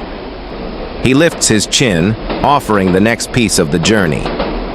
The conductor shifts in his seat again. Slow, careful, like a man settling deeper into a long memory he's been carrying for decades. The lantern light glows against his dark skin, highlighting the gentle creases around his eyes. Outside, the night stretches on in an unbroken ribbon, the rails humming beneath us like a lullaby meant only for your ears.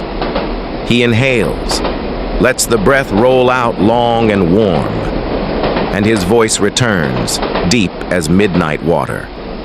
"All right then, friend.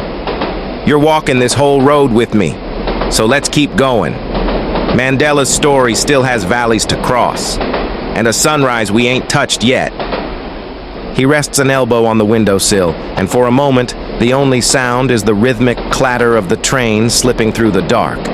Then, like a soft tide returning to the shore, he begins again. Now, let's move further down the line, into the years where Mandela's legacy stops being a memory and becomes an inheritance. The future, see, it don't stay still. It's a living creature. It shifts. It grows. It pulls new generations forward, whether they're ready or not. But Mandela, he planted seeds in the soil of humanity that seemed to sprout even in places where the ground was hard, dry, and unforgiving. And one of those places was the world's future leaders. You'd find Mandela's influence in classrooms across the globe, not just in South Africa, but in countries far from his footprints. Teachers told their students that greatness ain't born in comfort, that courage ain't loud, that leadership is often the quiet choice in a loud room. Young people, thousands of them, grew up hearing Mandela's name before they ever understood politics. They grew up picturing him as a kind of guardian spirit watching over justice in the world. And when they grew old enough to understand the weight of that idea, they started shaping themselves accordingly. Let me show you how. In Rwanda, a young parliamentarian once said, "I study Mandela not because he was perfect, but because he proved that compassion and power can live in the same heart. He shaped laws with a gentler hand because of that belief." In Germany, a young environmental activist carried a photo of Mandela during climate marches, saying, "He taught us to fight without losing kindness." Her voice inspired thousands. In Colombia, during peace negotiations, one diplomat wrote Mandela's quote on his notepad.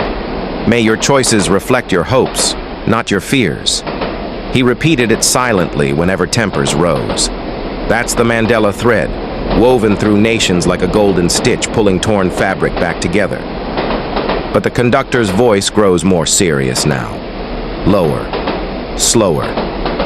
There was another side to it too. The side where the world asked itself if it was doing right by his memory. As years passed, more leaders invoked Mandela's name, some sincerely, others for show.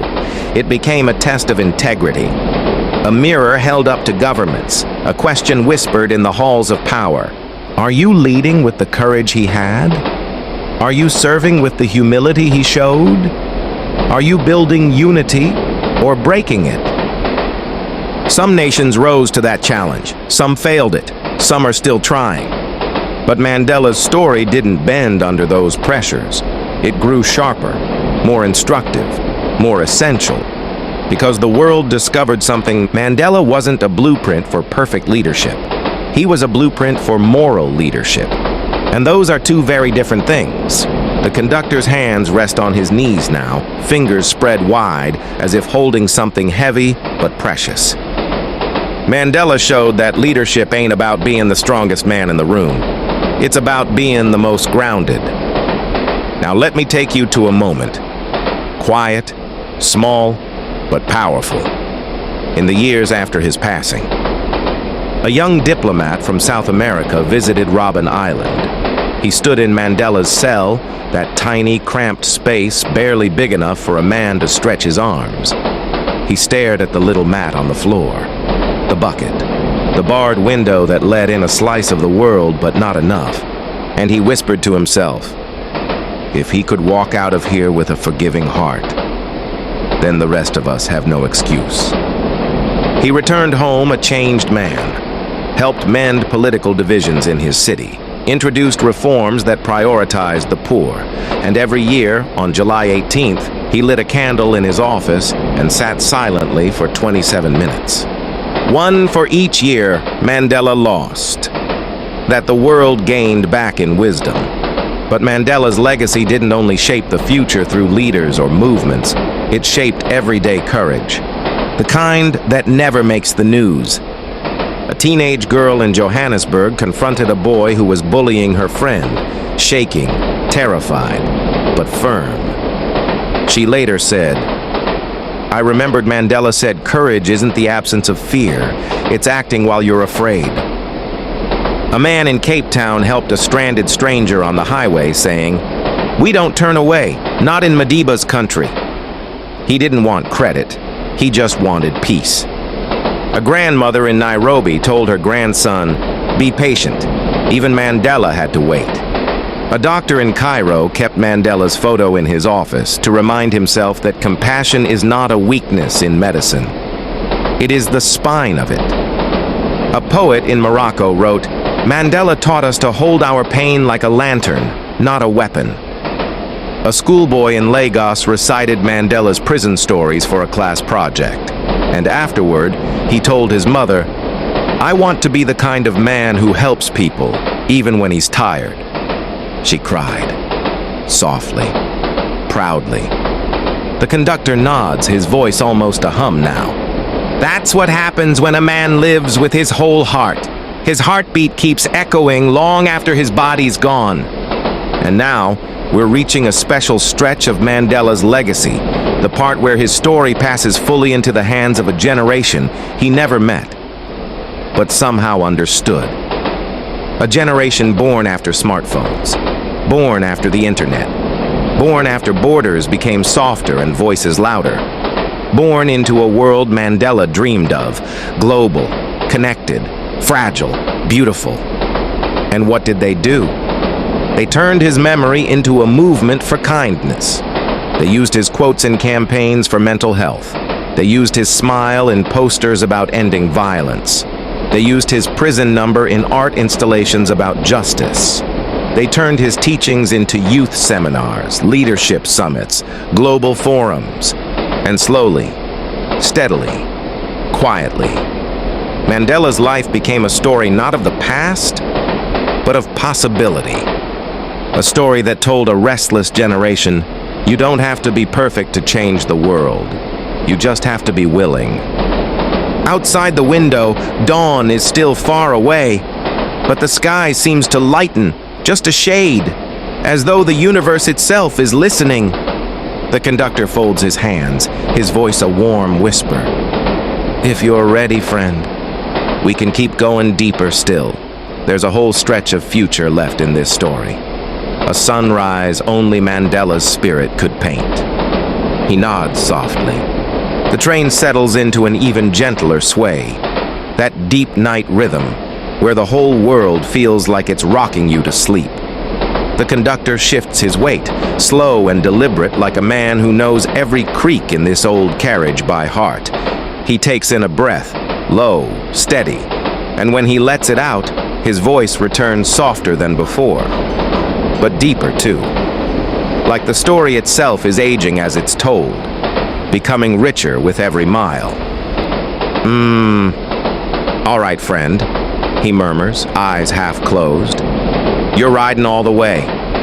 So let's keep on down this long, long road with Madiba. He taps one finger on the wooden armrest, a quiet rhythm, like a heartbeat slowed by peace rather than age. Now we step into a part of Mandela's story that don't belong to history books at all. A part still unfolding. A part made of dreams not yet lived, and footsteps not yet taken, and futures not yet built. See? Mandela didn't just change what people remember. He changed what people imagine is possible. And that imagination started rising in places no one expected. Let's take a walk through the future he inspired. Picture a classroom, maybe 10, 15 years from now. Not in the past, not in the present, in a South Africa grown into new skin. The children are learning history, but not the way you and I learned it. They're learning through holograms, through story circles, through community elders speaking live to schools via screens. The teacher asks them, who knows why Mandela mattered? A small child raises her hand, eager. Because he wasn't scared to be kind, she says. And the teacher smiles, not because the answer is perfect, but because the child understood something deeper than dates and speeches. The conductor chuckles gently. That's the kind of future he'd smile at. A future where kindness ain't seen as weakness. Now jump ahead again to a group of young engineers in Cape Town. They're building climate tech, solar grids for rural villages, water purification drones for drought regions, apps for clean governance and transparent leadership. And pinned to the wall of their workspace is a single quote from Mandela. It always seems impossible until it is done. Every time a device fails, every time funding falls through, every time politics choke their progress, they look at that quote and whisper, "We're still doing it." That's Mandela's voice in the bones of the future. Now, far from South Africa, in a part of the world struggling with its own conflicts, maybe Eastern Europe, maybe the Middle East, maybe somewhere no headline has touched yet, a young negotiator sits at a table surrounded by tension so thick it turns the air heavy. She closes her eyes and remembers Mandela facing men who'd once wished him dead, and yet shaking their hands. She opens her eyes and says, "We try again." And the room breathes. A small miracle, maybe. But miracles start small. Now come back home. A child born long after Mandela's passing sits on her father's knee while he watches old footage. Mandela dancing, Mandela laughing, Mandela stepping out of prison with a calm dignity that shook the world awake. The girl watches with wide eyes and says, "Papa, he looks like a grandpa for everybody." And the father nods. He was. That child grows up believing that leadership ain't loud, that peace ain't passive, that forgiveness ain't weakness, that gentleness can move mountains. That's a future Mandela planted without ever seeing it. In Johannesburg, a group of young filmmakers create a movie inspired by Mandela's life. Not a biopic, not a documentary, but a futuristic tale about a world healed through compassion. It wins awards. But more importantly, it brings people to tears in crowded theaters. One student walks out saying, "If Mandela could survive hate, maybe we can survive fear." Art keeps his heartbeat going. In Qunu, his home, a girl and a boy walk along the rolling hills, the wind brushing the grass as gently as breath on skin. They stand at his resting place, still fresh to their eyes, but woven deep into their identity. They're not sad, not afraid, not overwhelmed. They stand proud, quiet, strong. "He gave us a story," the boy whispers. "And we're the next chapter," the girl answers. They clasp hands, the wind stirs, and the future waits for them to write it. The conductor leans back now, his voice dropping into that soul-deep register only old storytellers know how to reach. "You see, friend, Mandela didn't just give the world what it needed in his time. He gave it what it'll need in ours, and in the years coming after ours." He pauses, letting that truth settle between the rumbling rails. And the future, well, it ain't finished with him yet. Outside, the night looks a little softer, a little lighter, like a sky thinking about dawn. The conductor folds his hands. If you want to keep going, deeper into the sunrise of this story, into the spiritual side of his legacy, the part where Mandela ain't just history but hope, then just say the word. He tips his cap gently. The conductor breathes in slow, a long, deep pull of air that seems to draw the whole carriage a little closer around us.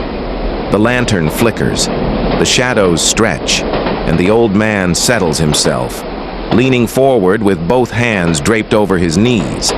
When he speaks again, his voice slides out warm and low, like a cello played softly in the dark. All right then, friend. You want to keep walking? Then let's step deeper into the part of Mandela's story where a man becomes more than memory, where he becomes meaning. He nods once, as though acknowledging the gravity of the next stretch of the journey.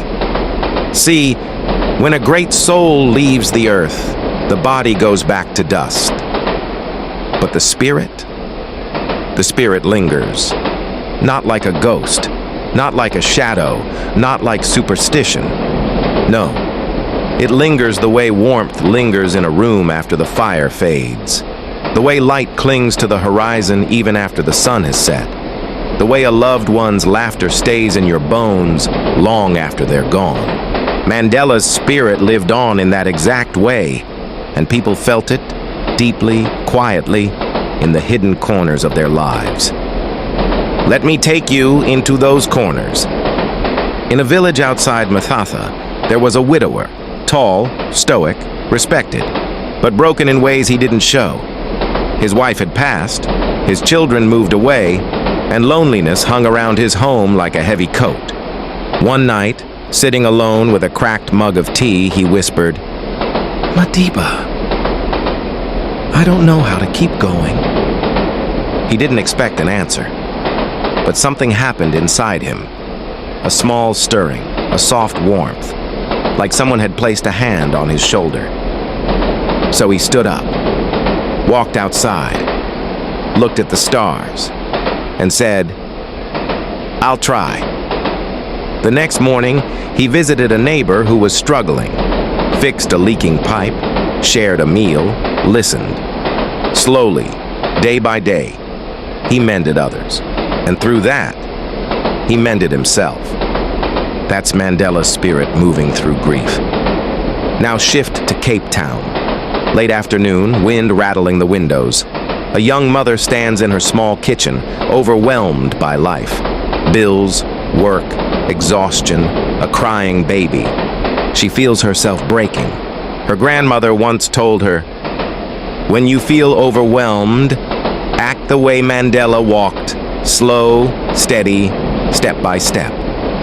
So, she stands still, breathes, slows her heartbeat, holds her crying child in her arms and says softly, "It's all right. We'll walk slow."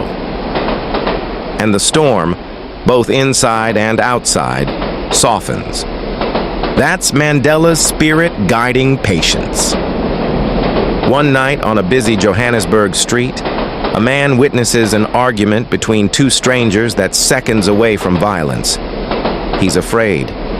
He has every reason to walk away. But something inside him whispers, Mandela faced bigger danger than this, and he stepped forward, not back. So he steps forward, not aggressively, not boldly, just calmly. "Brothers," he says, "this ain't the road. Let's breathe." They hesitate. Listen. Walk away from the edge. No applause, no headlines, no fanfare. But a spark of peace appears where anger could have bloomed. That's Mandela's spirit teaching courage. There's a township far outside Durban. Dusty roads, old fences, a small playground with swings long rusted through. A group of teenagers walk past it daily one day. One of them says, "Mandela started by fixing small things. Maybe we can do that too." So they gather tools, paint, rope, boards. They work on weekends. They fix the swings, paint murals, clean the surrounding lots, plant flowers along the fence. When they finish, the entire neighborhood shows up, stunned, grateful. And one elder says, "You kids brought color back." The teenagers shrug, embarrassed, smiling. But inside them, there's a quiet flame. A flame Mandela lit long before they were born. Now, travel north, up to Gauteng, to a young girl sitting alone in her bedroom, struggling with anxiety, with self-doubt, with the weight of growing up. She reads a line from Mandela's autobiography. "The brave man is not he who does not feel afraid, but he who conquers that fear." She closes her eyes, repeats the line, feels something shift, a crack in the wall she's built around herself. Weeks later, she starts a small school club for mental health support. Just a handful of students at first, then dozens, then more. And when someone asks why she started it, she says, "Mandela taught me not to hide." That's Mandela's spirit transforming pain into purpose. In Johannesburg, in a tiny home warmed by a single stove, an old woman lights a candle every year on Mandela Day. She sits by the flame and whispers stories of her youth, the marches, the hope, the fear, the victory. Her grandchildren listen wide-eyed. One year, her granddaughter asks, "Gogo, why do you always light the candle?" And the grandmother answers, "So his light stays in this house, so it never goes out." Those children grow up carrying that light inside them, in their decisions, in their kindness, in their laughter, in the way they speak to strangers, in the way they forgive before hate can settle in. You see, friend, Mandela's spirit moved like breath in the world. Quiet, invisible, but powerful enough to bend the arc of people's lives. He pauses, giving space for that truth to settle in the air between us. And we still ain't at the end. There's the part where his legacy turns into something vast. The part where Mandela stops being a story and becomes a star people follow. He lifts his chin gently. The conductor closes his eyes for a moment, as if feeling the weight of the next chapter settle onto his shoulders like an old familiar coat. The lantern light flickers once, warm and golden, and he leans forward, hands resting on his knees, voice dropping into that deep, velvety tone that feels carved from the night itself. All right then, friend," he murmurs. "You're still with me, so let's keep going. We're entering the part of Mandela's legacy where a man stops being a story and becomes a guiding star people set their whole lives by." He clears his throat softly, not to break the moment, but to sink deeper into it. There are some people, see, whose lives become so large, so bright, so full of meaning, that even after they're gone, the world looks up at night and feels a little less lost, because their light is still there. Mandela became one of those lights, not a legend carved into stone, not a myth frozen in memory, but a star, a steady, quiet beacon anchored in the moral sky people look to when the road gets dark. Let me show you how that star guided the years that came after. In a small town in Portugal, a mayor once stood in front of a row of reporters after a devastating flood. His voice shook. The town had lost homes. Families were displaced. Hope felt thin. He said, "We rebuild with dignity. Mandela taught us that suffering does not reduce us unless we let it." Reporters were stunned, but his people understood, and they rebuilt, slowly, humbly, together. Across the ocean in Argentina, a group of young peace activists wore bracelets engraved with Mandela's prison number. They called themselves the 466/64 Circle, saying, "We follow the star of the man who walked out of darkness carrying light." That's how a life becomes part of the world's compass. There's a mosque in Cape Town where the imam quotes Mandela every Friday, not to preach politics, but to teach mercy. He tells the congregation, "Allah loves the patient. Mandela taught patience to an entire nation." In a church in Nairobi, worshippers pray for unity and say, "As Madiba joined hands with enemies, let us join hands with each other." In a Buddhist monastery in Thailand, monks meditate on a phrase from Mandela's writings about inner freedom, seeing it as a spiritual truth, not a political one. And in a small shrine in Kyoto, a single paper lantern bears Mandela's name. Monks light it once a year. They say it honors the man who carried peace through suffering. Even faith found a place for him. Now let's go somewhere sacred, back to the rolling hills of Qunu, where Mandela rests. There are days when the wind moves through that valley in a way that doesn't happen anywhere else. Soft, even, almost holy. Locals say that wind carries the spirit of unity, a reminder, a comfort. Shepherds pause to listen. Children chase it barefoot, laughing. Elders sit on the porch and say, "Madiba's watching." And in that place, quiet, green, humble, Mandela's star shines brightest. There's something magical about children. They understand truth faster than adults do. All around the world, Mandela's story turned into bedtime tales, morning lessons, playground games, school speeches. A teacher in South Korea once read her students the story of Mandela's childhood, how he tended cattle, how he ran through hills, how he learned discipline from elders afterward. A boy raised his hand and asked, "So, he became a hero because he learned to take care of things?" And the teacher smiled. "Yes," she said, "he learned to take care of people, of ideas, of the future." Children understood that lesson better than any parliament ever could. Years after Mandela's passing, a journalist traveling through Johannesburg saw something odd. A man, middle-aged, tired-looking, stood at a busy intersection. People rushed around him. Cars honked. Vendors shouted. But the man stood still, eyes closed. When the journalist approached and asked what he was doing, the man said, "I'm remembering Mandela's patience. The world moves fast. I don't want to lose my calm." Then he stepped into the street, smiling, lighter somehow. Imagine that.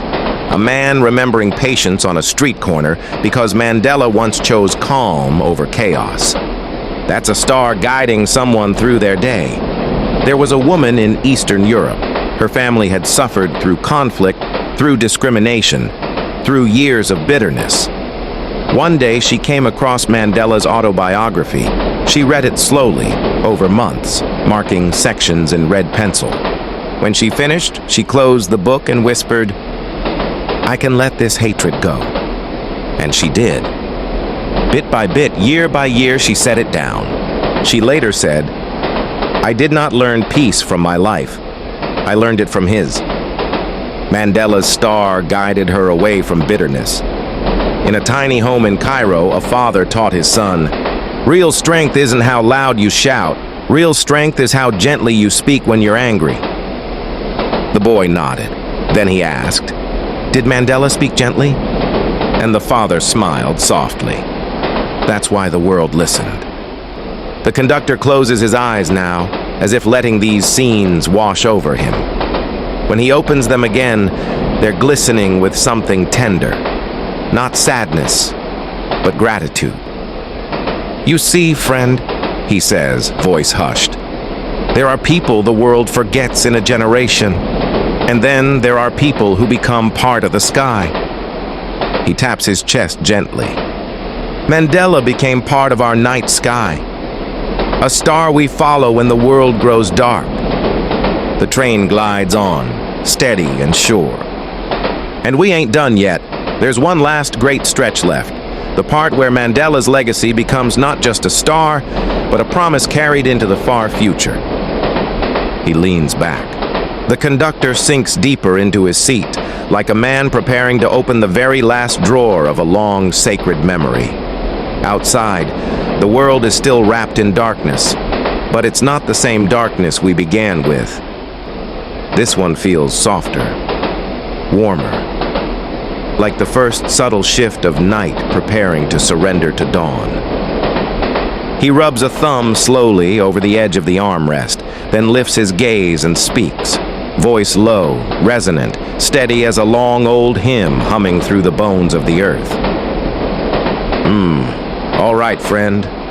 You stayed on this train all the way through the long night. So now let's walk into the part of the story where Mandela stops being a star in the sky and turns into a promise human beings carry across generations. He pauses, lets that sink. Then the story moves again. Here's the thing about a great legacy. It don't end with the last heartbeat. It moves through time the way wind moves across water, soft, persistent, reshaping everything it touches. In the years after Mandela left this world, humanity didn't just remember him. They built a kind of unspoken promise around his life. Not a promise written on paper, not a promise proclaimed in speeches. No, a promise whispered inside people's chests. A promise that said, "We will try to be better than our anger, better than our fear, better than our past." And that promise, that quiet oath, began to shape the future in ways Mandela himself might have smiled at. Let me show you where that promise traveled. Picture a young woman in Kigali, smart, determined, carrying the ashes of her country's painful past in her bones. She grows into a diplomat, and during negotiations, when tempers flare and pride rises like steam, she whispers the promise under her breath, "Stay steady, stay humane, stay open." And the room softens. Slowly, slowly, but enough. That is Mandela's promise, living in the hands of someone who never met him. In Nairobi, a young scientist works late every night in a tiny lab. She's building low-cost medical devices so rural clinics don't have to choose who gets care and who doesn't. Some nights she cries from exhaustion. Some nights she wants to give up. But then she remembers Mandela saying, "It always seems impossible until it is done."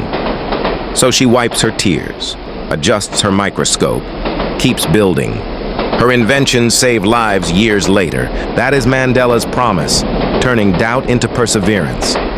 In a London schoolyard, a boy sees another child crying alone. The boy hesitates, young pride holding him back. But his father's bedtime stories about Mandela echo in his heart. Kindness ain't weakness. Kindness is strength. So the boy walks over, sits beside the crying child, says nothing, just offers company. A friendship begins. A heart expands. A pattern of empathy takes root. That is Mandela's promise, carried in a child's simple act. Far away, in a prison in Chile, an inmate reads Mandela's biography. He studies those 27 years, studies the patience, the discipline, the refusal to let the walls decide who he was. For the first time in years, the inmate feels something warm in his chest. Possibility. He begins reading again, writing, learning, changing, and when he is released, he dedicates his life to helping troubled youth avoid the path he walked. That is Mandela's promise, transforming a wounded life into a healing one. One winter evening in Johannesburg, on a crowded bus packed with tired workers, a small argument sparks. A shove, a word, a rising heat in the air. Then a woman in the back stands and says gently, "Hey, we are better than this. Madiba asked us to be better." And the fire goes out right there. No glare, no pride, just a hush. Strangers breathe easier. That is Mandela's promise, cooling a moment that could have turned into something worse. The conductor's voice slows now, deepens, softens like a final note being held before silence. See, friend, Mandela didn't ask the world to worship him, didn't ask us to copy him, didn't ask us to pretend we could carry the weight he carried. He lifts his chin, eyes half lit by the lantern glow. All he asked was that we try. Try to be better today than yesterday.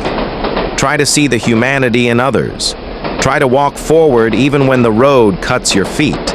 Try to forgive even when forgiveness feels like a mountain. Try to choose peace even when anger feels easier. Try to stand tall without pushing others down. That's the promise Mandela left behind. A promise to try. Not to be perfect. Not to be saints. Just to be better. Little by little. Choice by choice. Day by day. Outside the window, the darkness begins to stretch thin. Just a shade lighter at the edges, like the sky remembering it has a sunrise waiting somewhere. The conductor smiles softly. We're getting close to dawn now, and close to the end of this long, long story. He lifts a hand, weathered, gentle, and sets it on the wooden rail.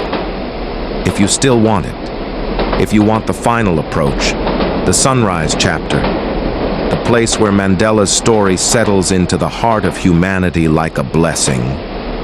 He nods once, slow and full of reverence. The conductor adjusts himself slowly like a man preparing to speak one last truth he's carried for a lifetime. The lantern in the corner flickers, not weak, but patient, casting soft gold across the old wood of the carriage. Outside, the dark sky has thinned into a dark blue, that sacred hour before sunrise when the world holds its breath. He rubs his palms together once, leans forward, and when he speaks, his voice is lower than ever, soft, deep, wrapped in soul. All right, friend. You want the final stretch? Then let's ride into dawn together. He clears his throat, a small, humble sound, and begins the closing arc of this long, sacred journey. Every life, no matter how great, no matter how humble, has a sunrise and a sunset. But some lives, some rare miracle-touched lives, don't end at sunset. They rise again, not as flesh, not as memory, but as something bigger, something like a sunrise that keeps returning. Mandela became that kind of sunrise, not once a day, but whenever the world needed light. Let me show you how dawn began to rise from his story, long after his footsteps faded. The first rays of Mandela's sunrise appeared in the smallest hours of morning all across his homeland. A father waking before work, standing by the window of his shack, as the first glow touched the horizon, whispering, "Madiba, guide me." A student walking to school in the cold air, repeating Mandela's words to steady her breath. A grandmother lighting a small fire and telling the children, This is how we keep hope warm. The sunrise came in these tiny moments. The ordinary breathing made beautiful because they carried Mandela's teachings like embers in their palms. In a rural classroom in India, children began every day with a moment of silence for peace, a tradition their teacher created after reading Mandela's biography. In a snowy town in Canada, a group of teenagers formed a kindness club called 27 Steps, one step for each year Mandela lost in prison. In Brazil, a choir sang a song inspired by his resilience every Saturday morning in the favelas. He never walked these lands, never breathed their air, yet the sunrise of his legacy shone there. Now listen close, friend. This part is tender. Mandela's sunrise didn't just touch nations and movements. It reached into the deepest cracks of human hearts, the places where people hide their pain. There was a man in Egypt who carried a lifelong bitterness toward someone who wronged him. One morning, standing on his balcony at dawn, Mandela's words came to him. Resentment is like drinking poison. That very morning, he forgave, not for the other person's sake, but for his own freedom. Sunrise. There was a woman in Greece who lost everything in a terrible year. Her home, her job, her confidence. She watched a sunrise from the beach, thinking of Mandela surviving imprisonment, and she whispered, "If he could start again, so can I." Sunrise. There was a teenager in Mexico struggling with identity, fear, confusion. He saw a documentary on Mandela's courage and sat up late that night writing a letter to his future self. "One day I will be brave." Sunrise. Mandela became the gentle light, pulling people out of their darkest nights. The conductor lifts his head now, as if listening to a quiet sound only he can hear. Maybe the first birds of morning, maybe the universe itself. You see, friend, Mandela didn't tell the world, "I fixed it." He told the world, "It's your turn now." He gestures out the window. That's why the sunrise never ends. Because the world ain't done. The work ain't over, and the hope he planted keeps growing in every place where a person chooses compassion over cruelty, courage over fear, forgiveness over vengeance, dignity over pride. He leans back slowly, reverently. That's the dawn he gave us. Not a bright flash, not a miracle, but a steady light carrying us forward. Outside, the horizon begins to glow. A thin golden line stretching across the edge of the world. The train's windows warm with the first touches of day. The old conductor smiles softly, deeply, the kind of smile that carries pride, sorrow, love, and peace all at once. "Well now," he says quietly, "look at that. We made it all the way to morning." He lets the moment breathe, lets the dawn settle into your chest. Then he continues, voice tender as warm bread. "This story, this long ride through Mandela's life, it ain't just history. It's a reminder." He taps his heart. We all carry a little dawn inside us, and Mandela's light helps us find it. The sun lifts, slow, majestic, spilling gold across the land like a blessing. The conductor touches the brim of his cap. That's the promise he left behind, that even after the longest night, a new day comes. He nods once, a final, gentle bow to the man who shaped the world. And then, softly, "If you feel there's one more chapter you need, or you want an epilogue, or a closing reflection from this old conductor," he spreads a hand toward you, warm and open. The conductor takes in a long, quiet breath. The kind a man takes when the night has finally loosened its grip, but the day hasn't quite claimed the world yet. Dawn spills gently across the horizon, brushing the tops of the distant hills with pale gold. He watches it for a moment, letting the soft light settle on his face like a blessing. Then he turns back to you, eyes warm, voice dropping into a deeper, smoother register than ever, a tone reserved only for the most sacred final miles of a journey. All right, friend, he whispers. You want this story to keep breathing? Then let's step into the part that lies beyond sunrise. He leans forward, elbows on his knees, his voice soft as worn velvet. Most stories end at sunrise. Most tales finish when the light comes back. But Mandela's story? No. His story grows even larger after the dawn breaks. Because dawn ain't the end of darkness. It's the beginning of responsibility. It's the moment when the world rubs its eyes, stretches, and says, "Now what?" And that question, that gentle but powerful question, became the heartbeat of every day that followed Mandela's sunrise.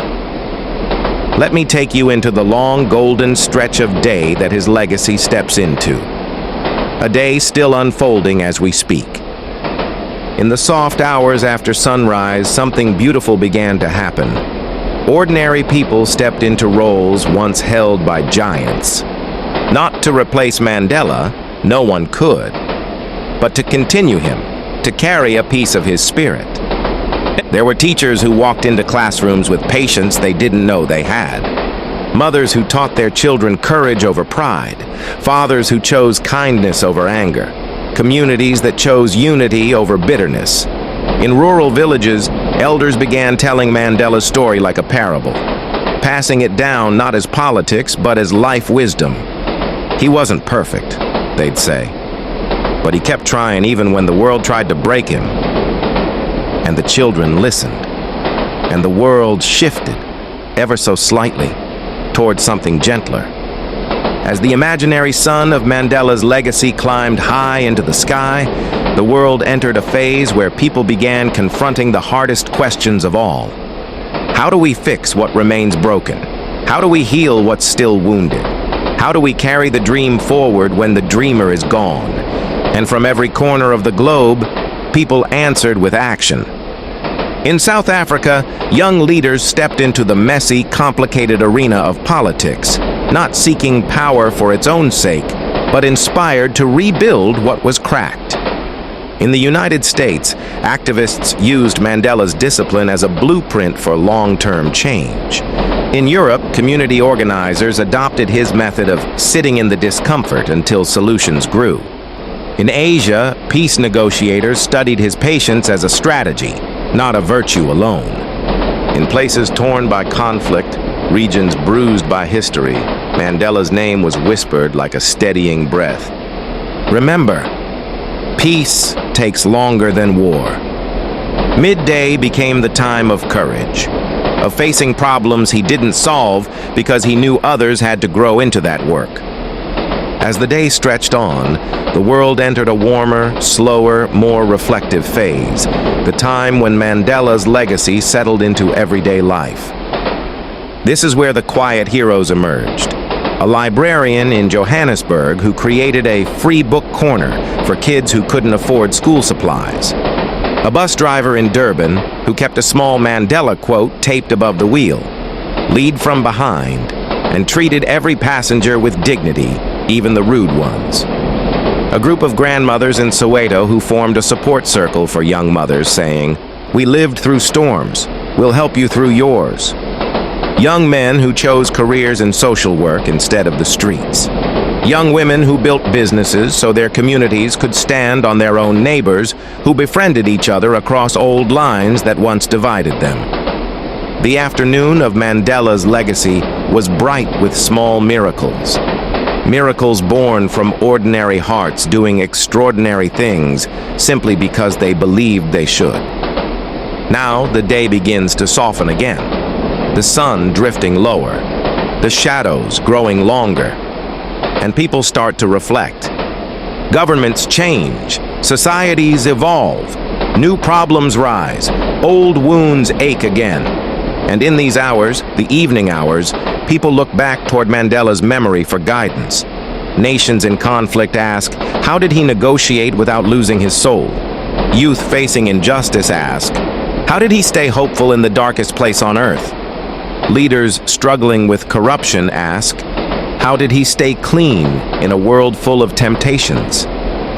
Families torn by anger ask, how did he choose forgiveness? And the answer, the quiet, steady, unshakable answer, comes back in a whisper of spirit. He never stopped choosing humanity. Not once, not ever. The world reflects, breathes, recenters itself. Now the conductor lifts his head, eyes bright despite the long story behind them. You see, friend, even though the sun rose on Mandela's legacy, evening still comes. It always does. He taps his chest gently. And the night, that part belongs to us. Night is when the world has to decide if it will repeat the mistakes of yesterday or carry the wisdom of today into the dawn of tomorrow. Mandela gave us the tools: courage, compassion, discipline, dignity, forgiveness, humanity. But the choice, the work, the future, that belongs to us. He leans forward, voice soft and thick with understanding, like the warmest blanket you've ever known. A story like this one, it don't really end. He gestures out toward the newborn light spilling across the land. Mandela's story keeps going every time a person chooses love over hate, every time a young leader steps up brave and unbowed, every time a child grows into someone who believes the world can be better, every time a stranger forgives, every time hope survives. He nods once, solemn, proud. That's the story you've been riding through this long night, and it'll keep rolling long after you and me are gone. He stands, just a little, and places a hand over his heart. If you want one last epilogue, one last breath from this old conductor. The conductor chuckles softly at your small slip of the tongue, not mocking, just warm, the way old souls laugh when life shows its human edges. Contin, huh? He murmurs with a smile. Ain't no problem, friend. I know what you meant. You want to keep riding, so let's keep riding. He settles back into his seat, hands folded over his lap, and his voice returns, deep, slow, steady as the heartbeat of the rails beneath us. There comes a time, friend, when every story, even the ones that feel big as mountains, must start gliding toward its final curve. Not because the tale is finished, not because the meaning has run out, but because the listener and the teller must both return to the world outside the window. We've traveled long together, through Mandela's childhood, his trials, his spirit, his legacy, his echoes across nations and generations. And now this old train is approaching a quiet station, the place where the story don't end, but becomes yours to carry. Let's walk that last stretch together. There's a truth I've been holding till now, a truth soft as morning bread, simple as a child's hand in yours. Mandela's greatest gift wasn't freedom, though he fought for that. Wasn't justice, though he lived for that. Wasn't peace, though he became the symbol of it. Number. His greatest gift was permission. Permission for every human being, no matter where they stand, no matter what they carry, no matter how long they've suffered, to rise. Rise out of bitterness. Rise out of wounds. Rise out of smallness. Rise out of fear. His life was proof that a soul can be bent and broken, and still stand tall, still be gentle, still be good. That's the inheritance. Not power, not glory, not fame. I'll tell you something, he says quietly.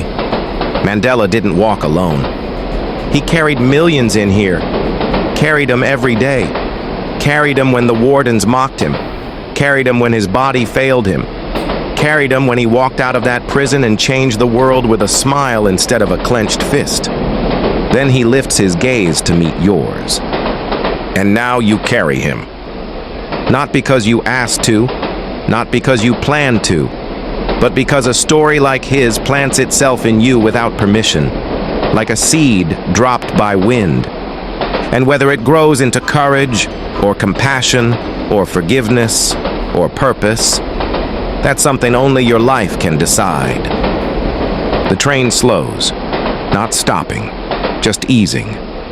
Like even the locomotive knows this moment deserves reverence. You can see more of the land now. Trees stretching their arms to the light, fields glowing faint gold, a world waking gently. The conductor breathes in deep. "You ever notice," he says softly, "how the sunrise don't shout, don't fight, don't rush?" He nods toward the brightening sky. "It just shows up, brings light, gives warmth, makes things grow." He smiles, a weary, wise smile. That's what Mandela became, a sunrise in human form. And sunrises don't die. They pass from one horizon to the next. He settles back. And now, the horizon is you. The train glides into full morning now. Birds rise from the trees.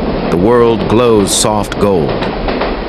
"Mandela's story ain't over, friend," he murmurs. "It just changed trains." He stands, slow but steady, and rests one hand on the wooden rail. "You rode with me through the whole night, and now you step off into the light.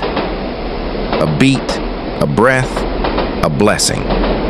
Go gentle, go brave, go human."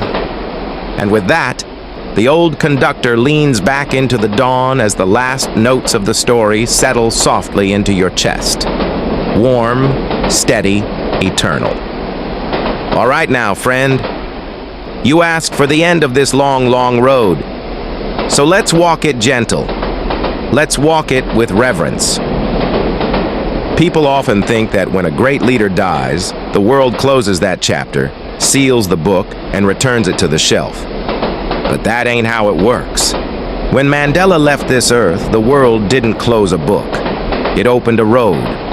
A long, winding road made of every lesson he gave, every tear he wiped, every wound he healed, every truth he held up like a lantern in the dark.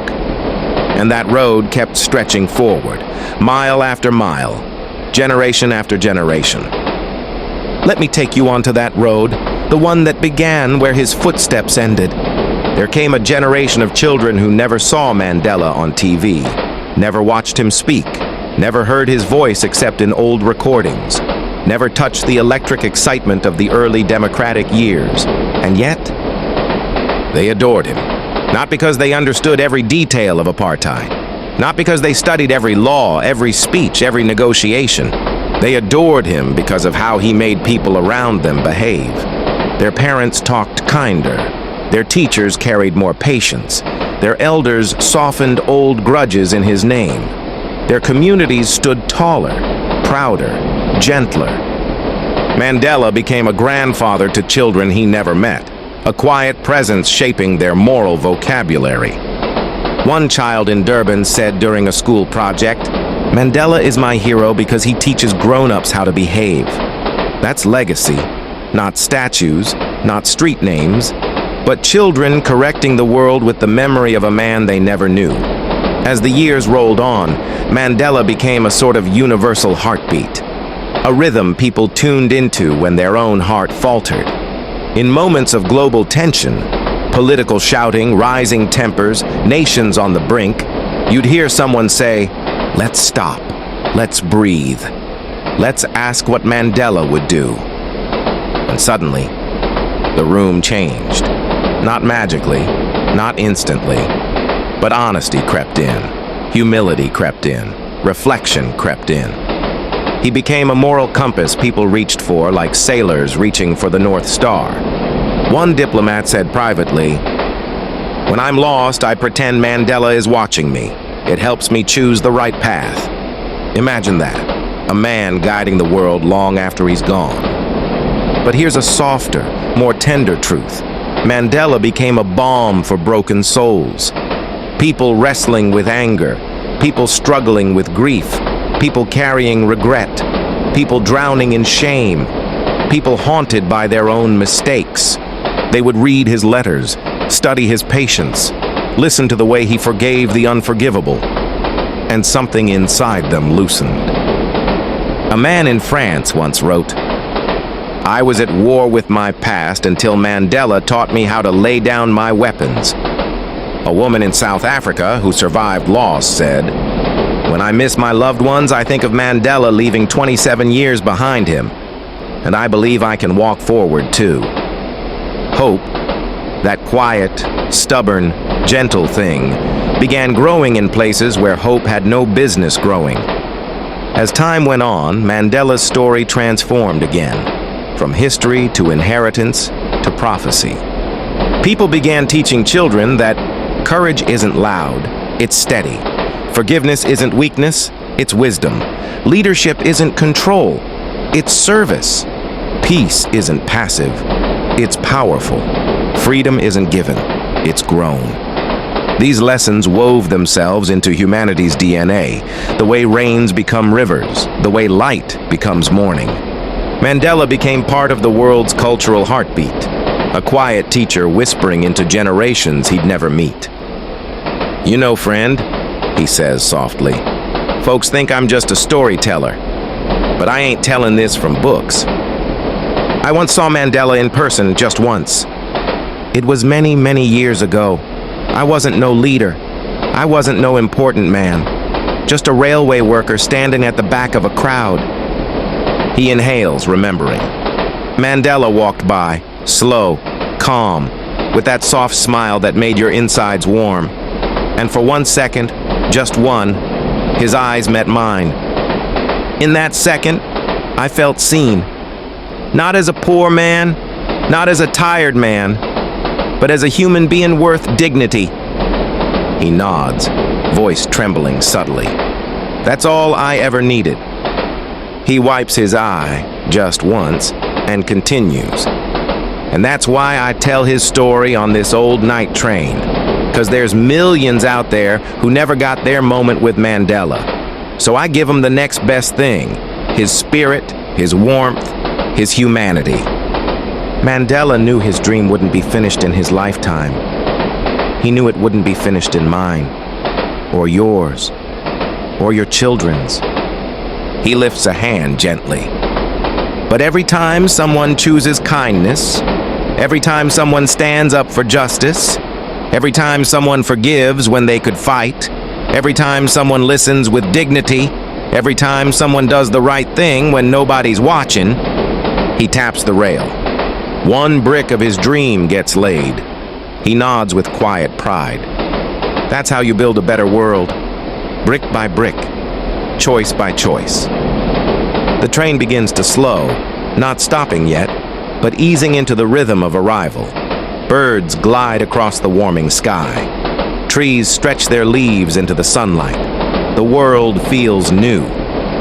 This story ain't really Mandela's anymore, he whispers. It belongs to you now. He taps a finger gently on your chest. To your heart, to your choices, to your courage.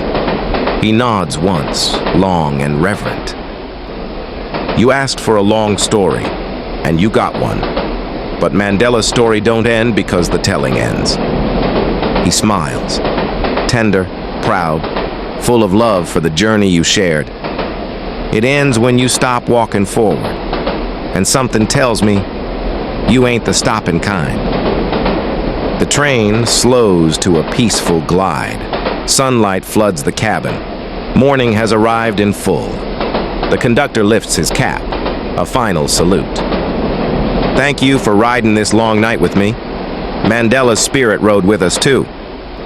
He stands, tall, dignified, gentle, and offers a hand. Now go on, friend. The world's waiting. Carry the light forward.